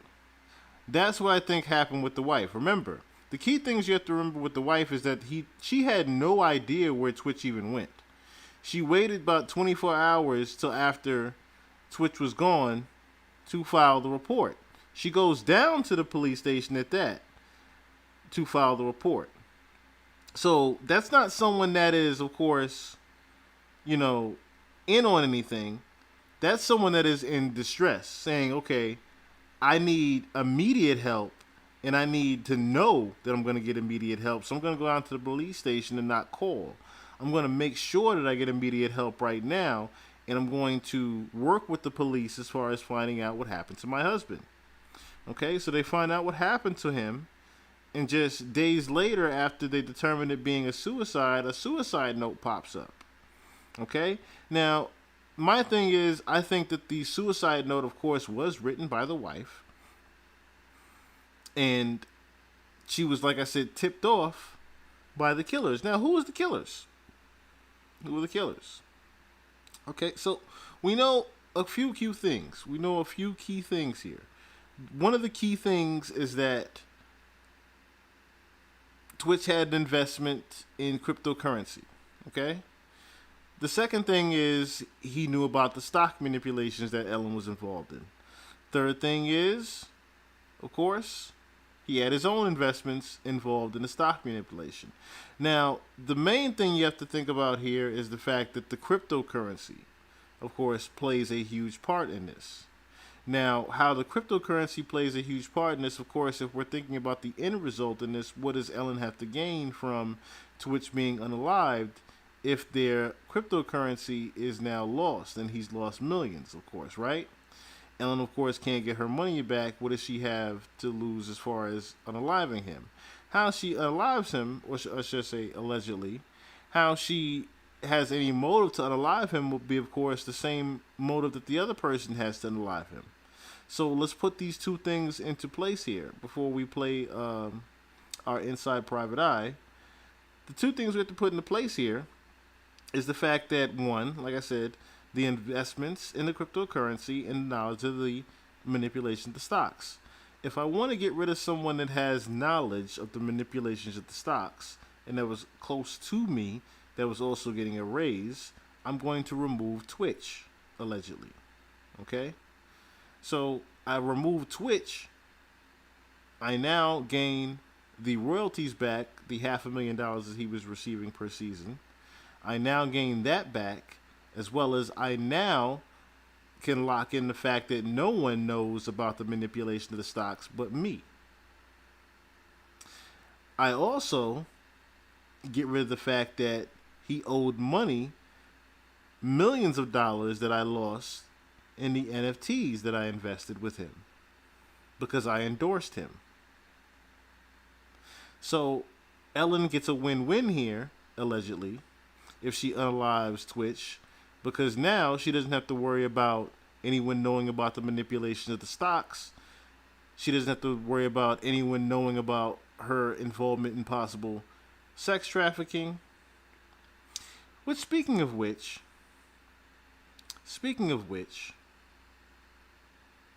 if we're talking about Ellen having knowledge of or being involved in sex trafficking, who else would she be close to, you know, that would possibly have, you know, some type of knowledge in that? Before we get into that, I want you to keep that in mind, of course. I want you to listen to our Inside Private Eye now. Of course, everyone takes Sloan Bella with a grain of salt, but the reason why I listen to Sloan Bella a lot is because she gives us great insight into the spiritual connection of what happened to the person before they were unalived. So for her to have the eyes of the person before they were unalived, I would like to look through Twitch's eyes before someone murdered him. Hi everyone, I'm Sloan from SloanBella.com and Matter of fact. Hi everyone, I'm Sloan from SloanBella.com and I am back with another energetically channeled celebrity video. Now this one is a highly requested video. You guys have been bombarding me with emails about doing this young man. So I decided to do this young man's energy reading. And in the last couple of days, I've been getting the information that I get and I've been writing it down. And as I do, I started to look for his astrological information online. And there isn't really a verified report of the chart. Usually there's a rating, like the mother gave the information, the birth certificate, the wife, the siblings, something like this. I could find none of that, but he was born on September 29th of 1982. Passed away in Encino on December 13th of 2022 at barely 40 years old. I mean, he had just turned 40. So I'm talking about Stephen Twitch, T-Witch Boss. And it's very interesting because he's a Libra, obviously by his birthday. He's got Mercury, Saturn, and Pluto conjunct in the sign of Libra, according to this chart. He's got Mercury retrograde, okay? So he is on a spiritual path in this life, regardless of money he made, fame he made. Not sure why my other player is not trying to work here, but nonetheless, we'll just wear it from the other one. That he had, but again, I don't know that his chart is accurate. They have him as a Sagittarius rising with Neptune in the first house in Sag. They also have Uranus conjuncting Mars in the 12th house in Sag. That's very important. Keep that in mind. We have a third house moon in Aquarius. That's actually really nice. However, Saturn did cross over it, and that can imply depression. Chiron is in the 6th house, and Chiron is in Taurus. North Node is in Cancer. So that's a very interesting aspect with the North Node in Cancer in signing papers, not a problem. He did not want his wife to know because she energetically. Here's the first thing I saw, because I asked the energy to come to me about what happened with him. And it's a huge lineage. This is a history that goes throughout his family. Now, I'm talking about his behavior when it comes to marriage, family, and children. And I do equate it with the Mars and Uranus up in the 12th house. I just had to mention that. If that is indeed his chart, I have to preface it with that. If that is his chart, that would imply a man who chooses to live one life while has another life behind the scenes. It's in the 12th house, it's hidden. Also, past life hidden enemies coming through male friends or counterparts, okay? Or masculine type energy. Now, put that aside with the Mercury retrograde in Libra and a stellium in Libra. We have a person who's looking for balance but may not be able to achieve it. The balance he's looking for is coming through his family energy. He would have had a transiting Saturn over his moon, which could have implied that there was some sort of deep-seated depression that came out that would be genetically connected to the mother's side of the family. But here is what I got. I asked what happened on the day he died, and I'm going to throw it right out there. So here we go. First thing I saw is they tried to shut him up. They literally tried to shut him up. He's have shit stuck in his mouth, and I'm not talking about a gun. I'm talking about like socks or stuffing or some kind of clothing put into his mouth to shut him the fuck up, okay? Period. This is a business transaction that they came to collect on. The reason he went to the motel on the day that he passed, or the day before he passed, is because he was told that he would be doing this business deal and it would just be a matter of signing papers, not a problem. He did not want his wife to know because she was not familiar with the business arrangements that he made prior to marrying her. Okay, this was his business. I can understand it to a degree. That is where some of the sadness came in, but they literally shoved a sock in his mouth. This was, when you watch those movies and they put a person in a chair and they tie them up, and they ask them fucking questions and they're like, give me the answer. And the person, when they bend their fingers back and they put something in their mouth and the person's trying to scream and they can't get out of there. So they finally just, whatever the person wants them to say, or they break their fingers. This is what was going on.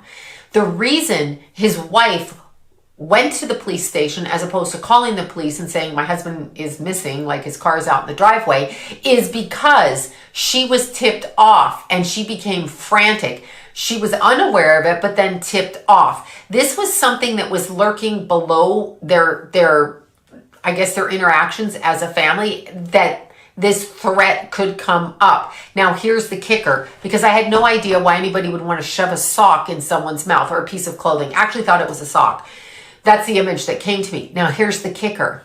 What if, this is how I feel it went down, what if somebody, Stephen, was basically asked by a group of people to gather information against somebody in a high position within the entertainment industry, a high political, physical position. But what if the people that asked him to get this information were not actually on the side of said high-end level star? Okay, so what if they weren't on the side? What if they were on the side of trying to take this person down? What if they were on the side of, say, a group of people like FBI, CIA, I don't know who, but some sort of governmental agency like that? And what if he agreed to tell them something or to gather said information and or to wear a wire. What if that's what happened? Because I am actually saying that's what happened. It's not even a what if. That's what I feel happened. So I feel like Stephen was actually gathering information because there was something that he knew about that was so egregious to him that it was not a problem for him to go behind this person's back and to gather information. I don't feel his wife knew about it at all. I do feel that he had emotional issues when it came to his sex life because I feel he was kind of hidden about that, like on the down low. And I feel like that's kind of how they came to him. I feel like they sent a male friend person to him that he trusted and liked and hung around with and still had a married life and still did that, whatever, to each his own. But this person said, you know, this is what's going on over here with this person. We need this information.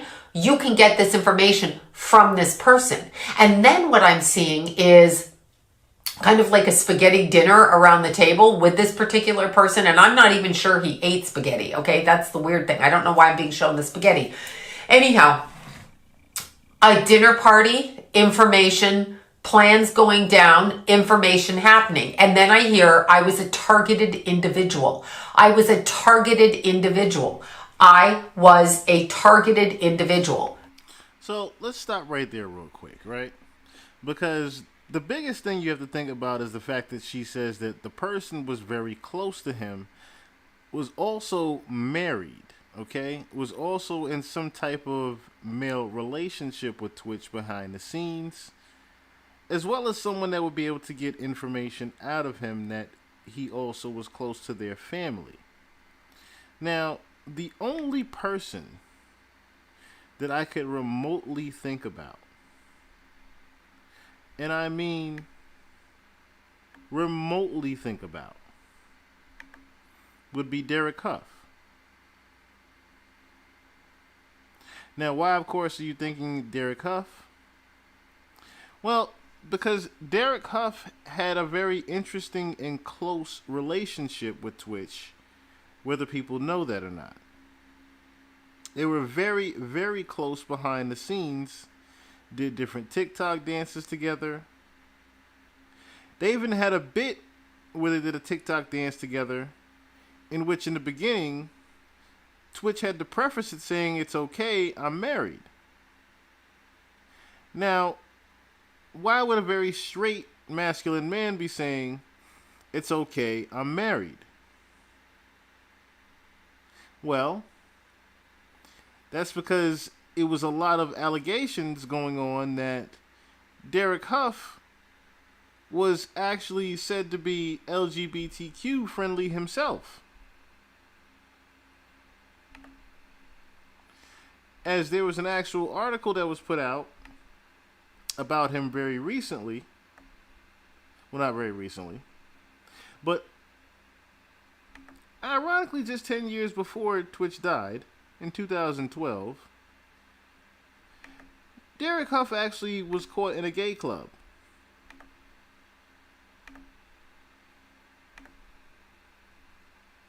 It says Derek Huff allegedly refuses to have picture taken at a gay bar. I went up to Derek and said, "Excuse me," and asked very nicely if I could have a photo taken with him. Well, he couldn't have been more rude or a bigger diva. I was like, okay. He's clearly not comfortable with having his picture taken in a gay bar. If you're not gay, then what's the problem? Derek's behavior was very suspect.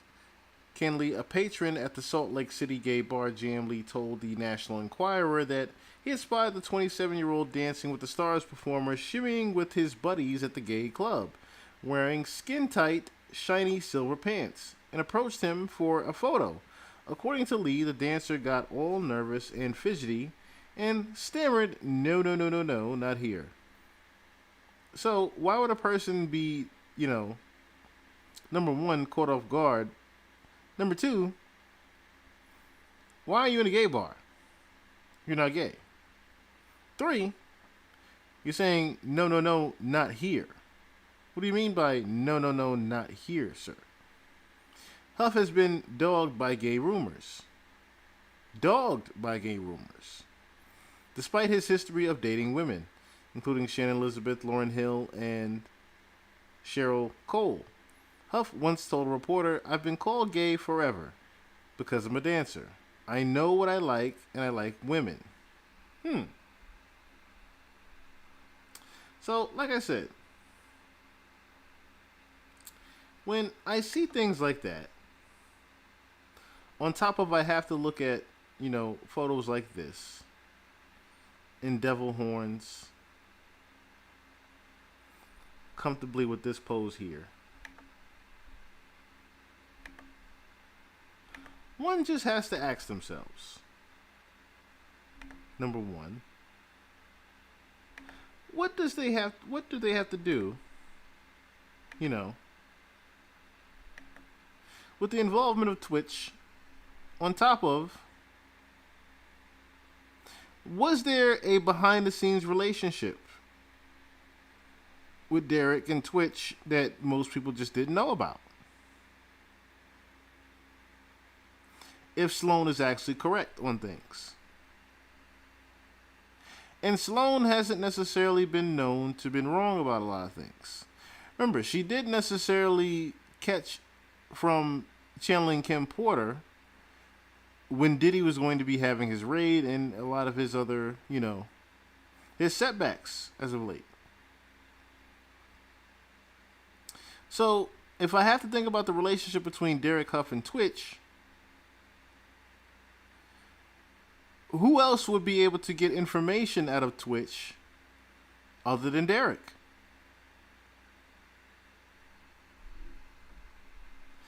So let's go back to Sloan.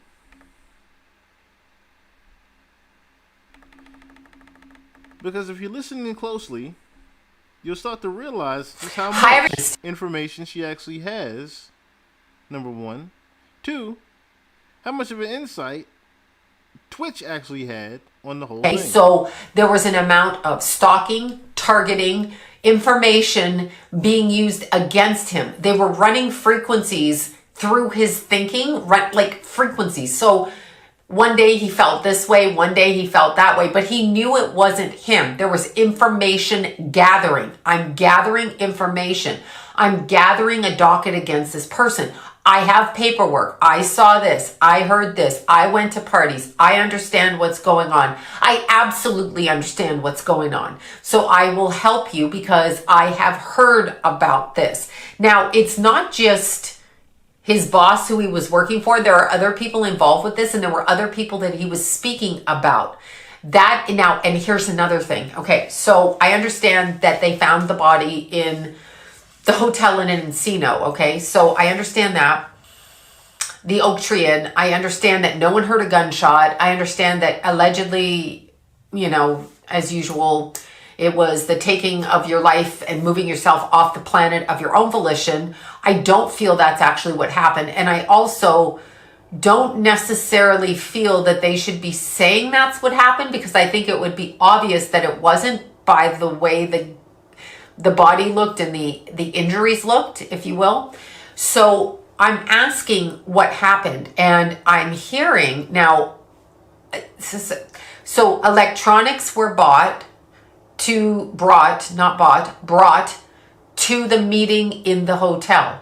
There was a meeting with a male friend. Okay, there was a meeting with a male friend. Said male friend was connected to this surveillance operation. And I'm literally going to say that.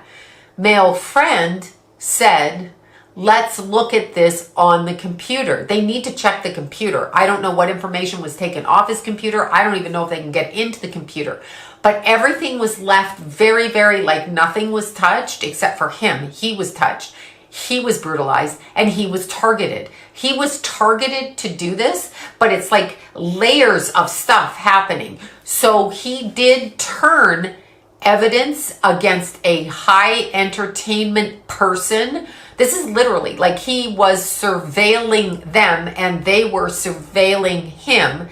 The frequencies of his thinking, or the way that he thinks and the way that his brain went, I don't feel he took his own life. I just don't. And I don't feel the depression was quite the way they made me write the letter. They made me write the letter. I had to write the letter. They made me write the letter. I don't even feel like that was the letter he wanted. They literally, think of an episode of The Sopranos. I'm being guided to tell you that. Think of an episode of The Sopranos. This is what happened. This is like a targeted, gang-stalked individual who was on the correct side over here with getting information about a particular person who was nefarious in their actions and targeted other individuals. And he was talked into it, although reluctantly. Not that he didn't want to do it, but he knew that it could bring about harm to him. Also, when it comes to the wife, she was literally unaware of this, but yet aware of it kind of peripherally around the side because of things he said. And he was deeply disturbed by what was going on. But that's not like enough reason for him to do this himself. He didn't do this himself. He did not do this himself. Okay, this was not something he did himself. So, now, let's think about earlier. Key thing that she said was, I didn't want to write the letter. So, the wife possibly did not write the letter. He was the one that actually wrote the letter, and the wife possibly found the letter and took it away. Now, the maid said that they didn't find any letter at the time of the actual body being found. So if there was no letter at the time of the body being found, when did Twitch actually write that letter of him being unalived? That's the first question there. Second thing is, who got a hold of that note? Now, she's also confirmed one thing, that there was a key friend, a key male friend. So we've already pinpointed the fact that the male friend would be Derek Huff. So let's picture this now. Derek Huff, allegedly, and Twitch are sitting in the hotel, looking at the computer. While Twitch is sitting there, Derek gets up, while Twitch is, of course, off guard, and possibly kills Twitch. That's one way you can think about it. Second thing you can think about is, remember what she said earlier, this is someone that Twitch trusted and possibly had a type of relationship with. So maybe Twitch was in a comfortable state when this actually happened. But the key thing you have to think about, of course, is the confirmation that there was an A-lister that they were gathering information on. Now, which A-lister that they were talking about is the question. But we already have broken down which A-lister that they've been talking about, and that would be allegedly Ellen. But why would they be gathering information on Ellen, number one? Two, if we're talking about someone gathering information and Twitch is working with, quote-unquote, allegedly the feds now to gather this information, who else would he be gathering information on? Well, if we're talking about him gathering information on the manipulation of the stocks, we're also talking about him gathering information on the sex trafficking, right? So if we're talking about him gathering information on the sex trafficking, that would only leave us to be with one other person that could possibly be involved in this, right? Hello, Sean Diddy Combs. How are you? I'm doing great. How you doing? I'm doing fantastic, thank you. Do you like being scared? I'm not going to scare you. Yeah, don't do that. No, I know. I'm not going to do it. I have to thank you because the last time you were here, you turned me onto Twitter. I knew nothing about Twitter, yes. And now it is so much fun. I'm playing so many games, yes. and I get to give things away and help people out. Yeah, you get to connect to the people. You get to make sure that they know that you care about them, and it's also you get to hear how they feeling about certain situations. And you get the news quicker than the news gives it to you. Yeah, no, it's great. So tell me about your birthday party. Am I invited? Yes. Yes, you're definitely invited. I invite you to all my parties. You just haven't seemed to show up to No, well, is it on the East Coast? Yes. Well, that's why. Why don't you have one here on the West Coast? Because I work all the time. Okay, well, maybe I have one at your house. Where's that? So, Diddy has always inquired about Ellen going on to. It's almost like a running joke, basically, that Ellen hasn't been to any of the parties. But we've already seen the video that's floating around to where Diddy's invited Ellen to the parties back in the early 90s. So Ellen has been at quite a few of the Diddy parties, needless to say. Number two, she was also questioned about the Diddy parties when all the allegations started surfacing around about Diddy in the first place. So Ellen is definitely on the tapes with the feds. What she's actually doing, we will find out later on. But Ellen DeGeneres is, needless to say, definitely on the tapes of the Diddy mansion and at the Diddy parties that they are infiltrating.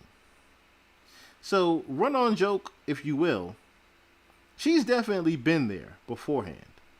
How we know and confirm that she's been to the parties? Well, just how many times has Diddy been on this show? How are you? You know how to make an entrance. It's always with sunglasses, and then you take them off. Yes, yes. Yeah, I like it. You like it? I like it. That's right. You know, I have a question for you. I'll have an answer. Do you know how many times I've been on this show? I'm going to guess 20. How many?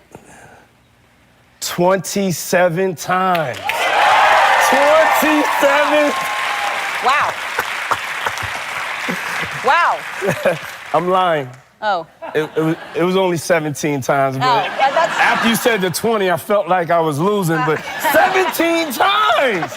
I've been on the show 17 times! It feels like 20. So Diddy has actually revealed that he's been on the show about 17 times. And Ellen just responded back, it feels like 20. Now, the only other person that has been on the show more times than him would be Justin Bieber. The only other person that has been on the show more times than him is Justin Bieber, ironically. So, needless to say, if we were talking about, someone having some type of information being held on human trafficking of any kind, and you've had Diddy on the show the most times on your television show, I would think that someone is very close to that world, wouldn't you think? But let's go back to Sloan and let's let her conclude on our investigation. Hi, everyone. I'm this to me. Why are you doing this to me? What are you doing? This is not our arrangement. This is not our deal. Why are you doing this to me? You need to write this. Oh, please don't do this. Please don't do this. Okay? Just please don't do this. And so I feel with him, I can hear the wording in my head. I feel with him, and I'm going to say something. He has a funny sense of humor in that hands are crossed like this, watching me like, what the fuck is she saying? But this is what I'm picking up from him. I'm sorry. It just made me laugh. Just popped into my head like that. Like, what the fuck? Such a confusion around his death. Something to do with the computer, the information, the tapes, the recorded information. So I don't know if I'm talking voice or tape or both. I feel like I'm talking both. This man had just like so much information against this particular person. Now, how did she find out? Double person, turncoat, double person, double agent. That's what I'm trying to say. Double agent. There's men involved in this. There's a bunch of people involved in this. So there was a whole group of people. Targeted individual. I was targeted. I was targeted because I was close to these people, because I was trusted by these people who immediately picked up. And by the way, when we're talking about the targeted individual, we're talking behind the scenes, not like necessarily like, somebody stalking you going down the street. This is on an energetic level. He's saying They literally could spy on me at any time and day. That is why I went away from my home to meet them. This is why, because whoever this man is that met him in the hotel is somebody that's been to his house in front of his family. So this is somebody that's known, and they couldn't have the kind of conversation that this man needed to have with him in order to find out information. And it's really weird because this man who encouraged him to get information, like wear a wire, take pictures, ask stupid questions, whatever it was, this man is the double agent. So he uses his sex in both directions. He uses his friendliness in both directions. He targets, he zeroes in, he gets what he needs, and then he turncoats it on both sides. Okay, so this is a flipping of energy. And it's really interesting because they wanted to know who knew what this guy knew, Steven, who knew what he knew. He definitely was aware of the occult. He was aware of the undercurrent. I don't want anyone to touch my wife or kids. I want no one to go near my wife or kids. That's why she panicked. She absolutely knew that this was going down, but didn't quite understand exactly why this would be going down, and knows that this was not her husband's actions of his self, of his own actions. This is not what he did. That's why she went to the police station. She was given the information that she could go. She had a very bad feeling, and she kind of was given the information. I can now go to the police station to let them know to find him. And she was hoping that they wouldn't find him the way that they found him. Remember what I said earlier? That the wife knew but really didn't know? So she just confirmed it through Twitch's eyes, basically. The wife knew, but she didn't know necessarily. What that means is she knew of his killers. She knew who his killers were, and she basically was scared off and paid off by those killers. So she couldn't necessarily go with the police to the police with the information that, hey, I know such and such, set Twitch up. I know that such and such killed him, because she also knew about the underworld that Twitch was also in. Twitch unfortunately took the blood oath when he involved himself allegedly with Ellen. What that means is he was definitely behind the scenes of, say, for example, at the Bohemian Grove meetings. He was allegedly at the Diddy parties. He was at the Hollywood parties, everywhere with Ellen. Remember, we're talking about someone that was on the show since 2013. So for him to be around for so long in the Hollywood scene with Ellen, he definitely got to see and hear some things that were not privy to the untrained eye. And he had a lot of that information on that laptop. The only other person that would know he had that information on that laptop would have been Derek Huff. So, of course, him being very close with Derek Huff, who also was supposedly a straight man, and who's to say that they didn't have their own relationship behind the scenes, allegedly, from what Sloan is gathering here. Twitch trusted Derek with his life. And unfortunately, it sounds like Derek might have been the one allegedly to take his life, to guard things for Ellen. So, one thing we have to debunk here, before we let Sloan continue,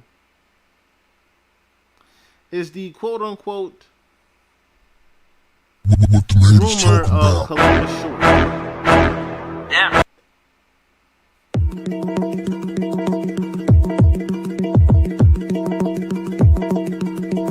As he reportedly left his car at home, took a 15-minute walk to a local motel that he called beforehand to make sure that they had a room vacant. And they're claiming that when he checked in, he didn't appear to be in any distress. Didn't show any signs of distress. That he only had a small bag with him. But when it came time for checkout, he didn't do so. So the maid went to go check on him and found him in the bathroom. Maid reportedly found him while doing a welfare check when he missed checkout. That's just sad. Now let's go to the next point.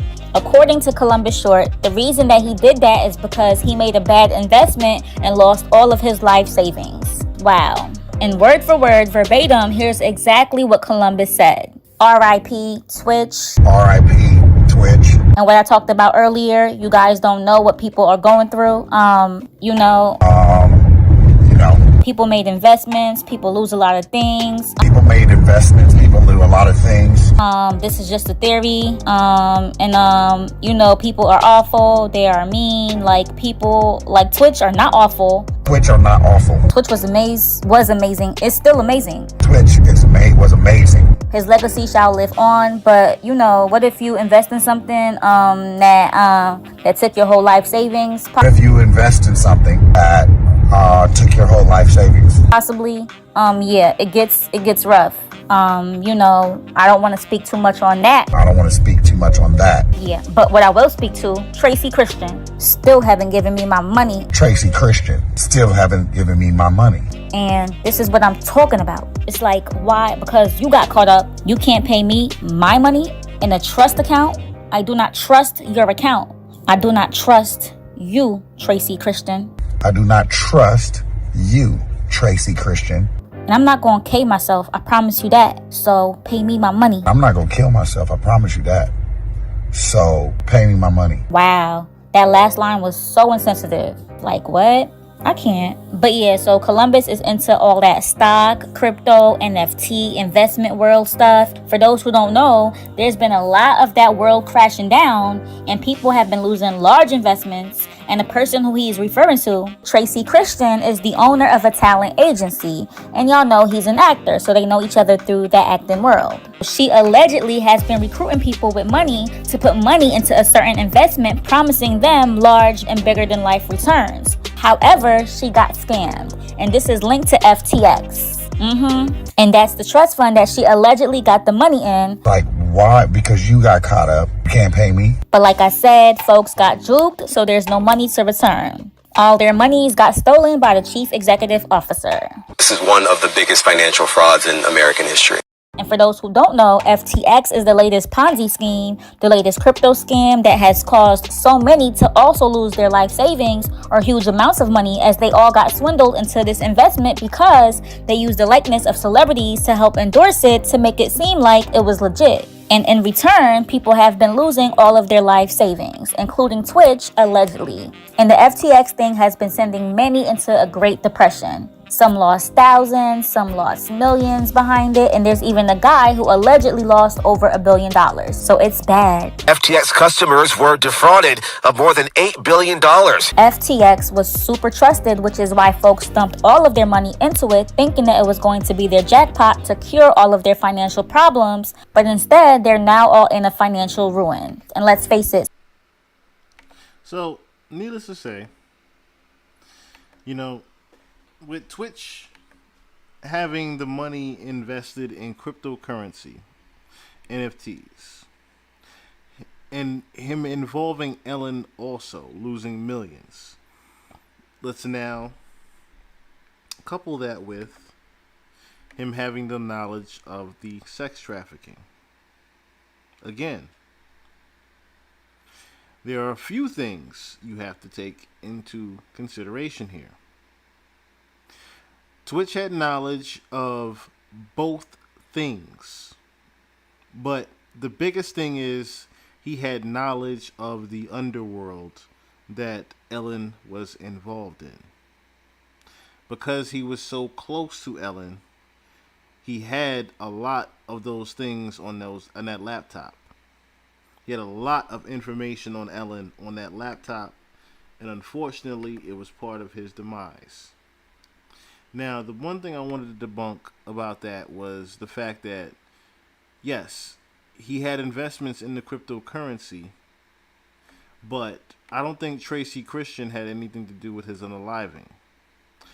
If anything, Tracy Christian would have been working with Ellen to assure the unaliving.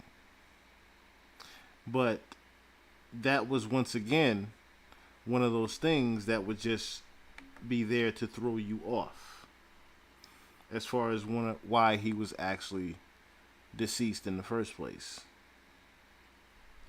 So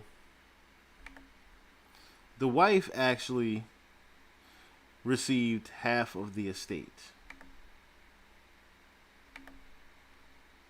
She actually made off with majority of Twitch's money, which led a lot of people to think that she had something to do with it, which, like I said, I don't think she had anything to do with it at all, as far as what he was actually involved in. So the case is closed on DJ Stephen Twitch Boss, widow Allison Holker spousal property petition.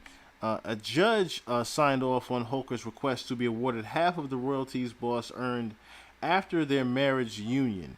According to Radar Online, Holker asked the court to order property passing to the surviving spouse or surviving registered domestic partner without administration. Holker, a dancer, choreographer, and actress, claimed that her late husband owned nothing of value when they exchanged vows. Existing assets were acquired during the marriage by virtue of the work skills and efforts of the parties, she added. So remember what Sloan said. The investment was made prior to her being even around in the first place. So this was something that, like she said, the wife had knowledge of, that he started on before her, but he never actually involved her in it. So she knew to get the money afterwards and say, hey, when he's gone, I'm going to now take the money and get away because I don't want the people that killed him to come after me. So I'm going to make it look like I don't know anything. I don't want anything to do with it, as I've already been instructed by Twitch to not involve myself in it or the kids. I'm going to now sell the house and remove myself from this entire Hollywood lifestyle that Twitch unfortunately was involved in. According to the mother of three, there were no written agreements between the parties that would have impacted determination that the assets were community property. During the marriage, the decedent had numerous projects and performed as a dancer, choreographer, actor, and producer, which resulted in rights to royalties as listed in attachments 7A and 7B to the petition. The majority of these royalties were through Stephen Boss Productions. Petitioner has not located specific contracts related to these royalties as they constitute a stream of income being paid to the decedent and the corporation. They will continue in the future as shows and productions are rebroadcast. Holker told the judge the funds used to establish the business and investment accounts came from decedent's work as a dancer, choreographer, actor, and producer during the marriage, she added. So, again, Ellen didn't need anything as far as the show was concerned. She mainly just needed Twitch to be removed for the simple fact that he had all the knowledge that he had from hanging around her. Same thing with Anne. The only reason Ellen removed Anne Heche and Twitch were for the same exact thing. Anne was working on a sex trafficking movie as well as the book Call Me Sane, as well as she had disclosed the information that Ellen was a terrible person, as well as she was hiding behind the Be Kind mantra, which she was not a kind person. On top of all the allegations Ellen has had, Anne pretty much confirmed that Ellen was behind the scenes doing a lot of dirty shit, and that she wanted to be a billionaire. She wanted $60 billion, and Anne just wanted love. So, needless to say, the reason why her and Anne even broke up was because Ellen wanted so much money. So, of course, how you acquire that much money, we've already determined how you acquire that much money. You become part of that underworld and do a lot of the dirty things that are a part of that underworld. So Anne did not want to be a part of that underworld, so she was blackballed, okay? Years later, because Anne is coming out with the podcast now and a book, and a sex trafficking movie, and is now killed in a car crash where her car gets hacked. Her electric car gets hacked, okay? Then you couple the fact with Twitch, and Twitch having all the knowledge hanging around Ellen and having all that knowledge on the computer. Ellen pretty much allegedly had to remove, again, another person the same year that her show ended. Again, this is both people that we're talking about here, Twitch boss and Anne Heche, were unalived the same year that Ellen DeGeneres' show ended in May 2022. The show ended in 2022 of May. Anne died in August. Twitch died in December. I don't think that's much of a coincidence there. Especially when we're talking about the knowledge that both of those two had.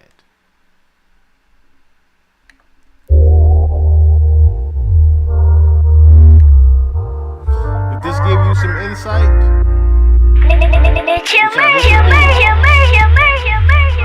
rest in peace to Anne Heche and Twitch boss. Go ahead and call me a coward, say that I'm not strong because I'm not like you. Ellen, go ahead and call me crazy because I live in a maze. Tell me, how about you? Every dog has I think I live in my head. Sometimes I think that I'm dead. I hide behind my youth. No, I've been losing my mind and I'm a little behind. Step aside my shoes, cause I never been happy with myself, and I don't need no one feeling bad for me, trying to offer me pity and throw jabs at me. Wanna give me advice and then laugh at me behind closed doors. Just close the door and let me be by myself. It's me and myself. I'm tired of living, I cry, I hear it's easy to die. Wanna see for myself. And I know that sounds crazy to everyone else, but I'm depressed, stressed. Ain't no medicine that can cure what's intense. I need extra love, and that ain't even enough. So that ain't even enough, and what the f*** is God?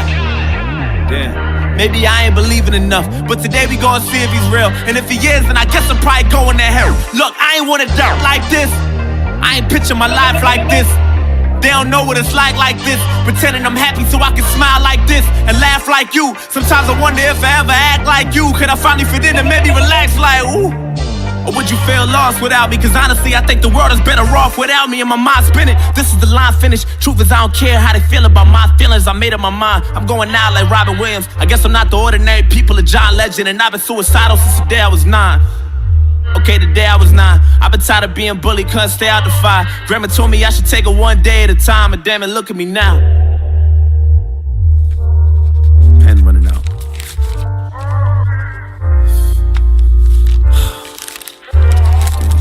Look, just know it's a new day, but if you're reading this, then it's probably too late. Just make sure you tell me it's okay. I'm sorry, but it's too late. I'm sorry, so much waiting on me. I don't wanna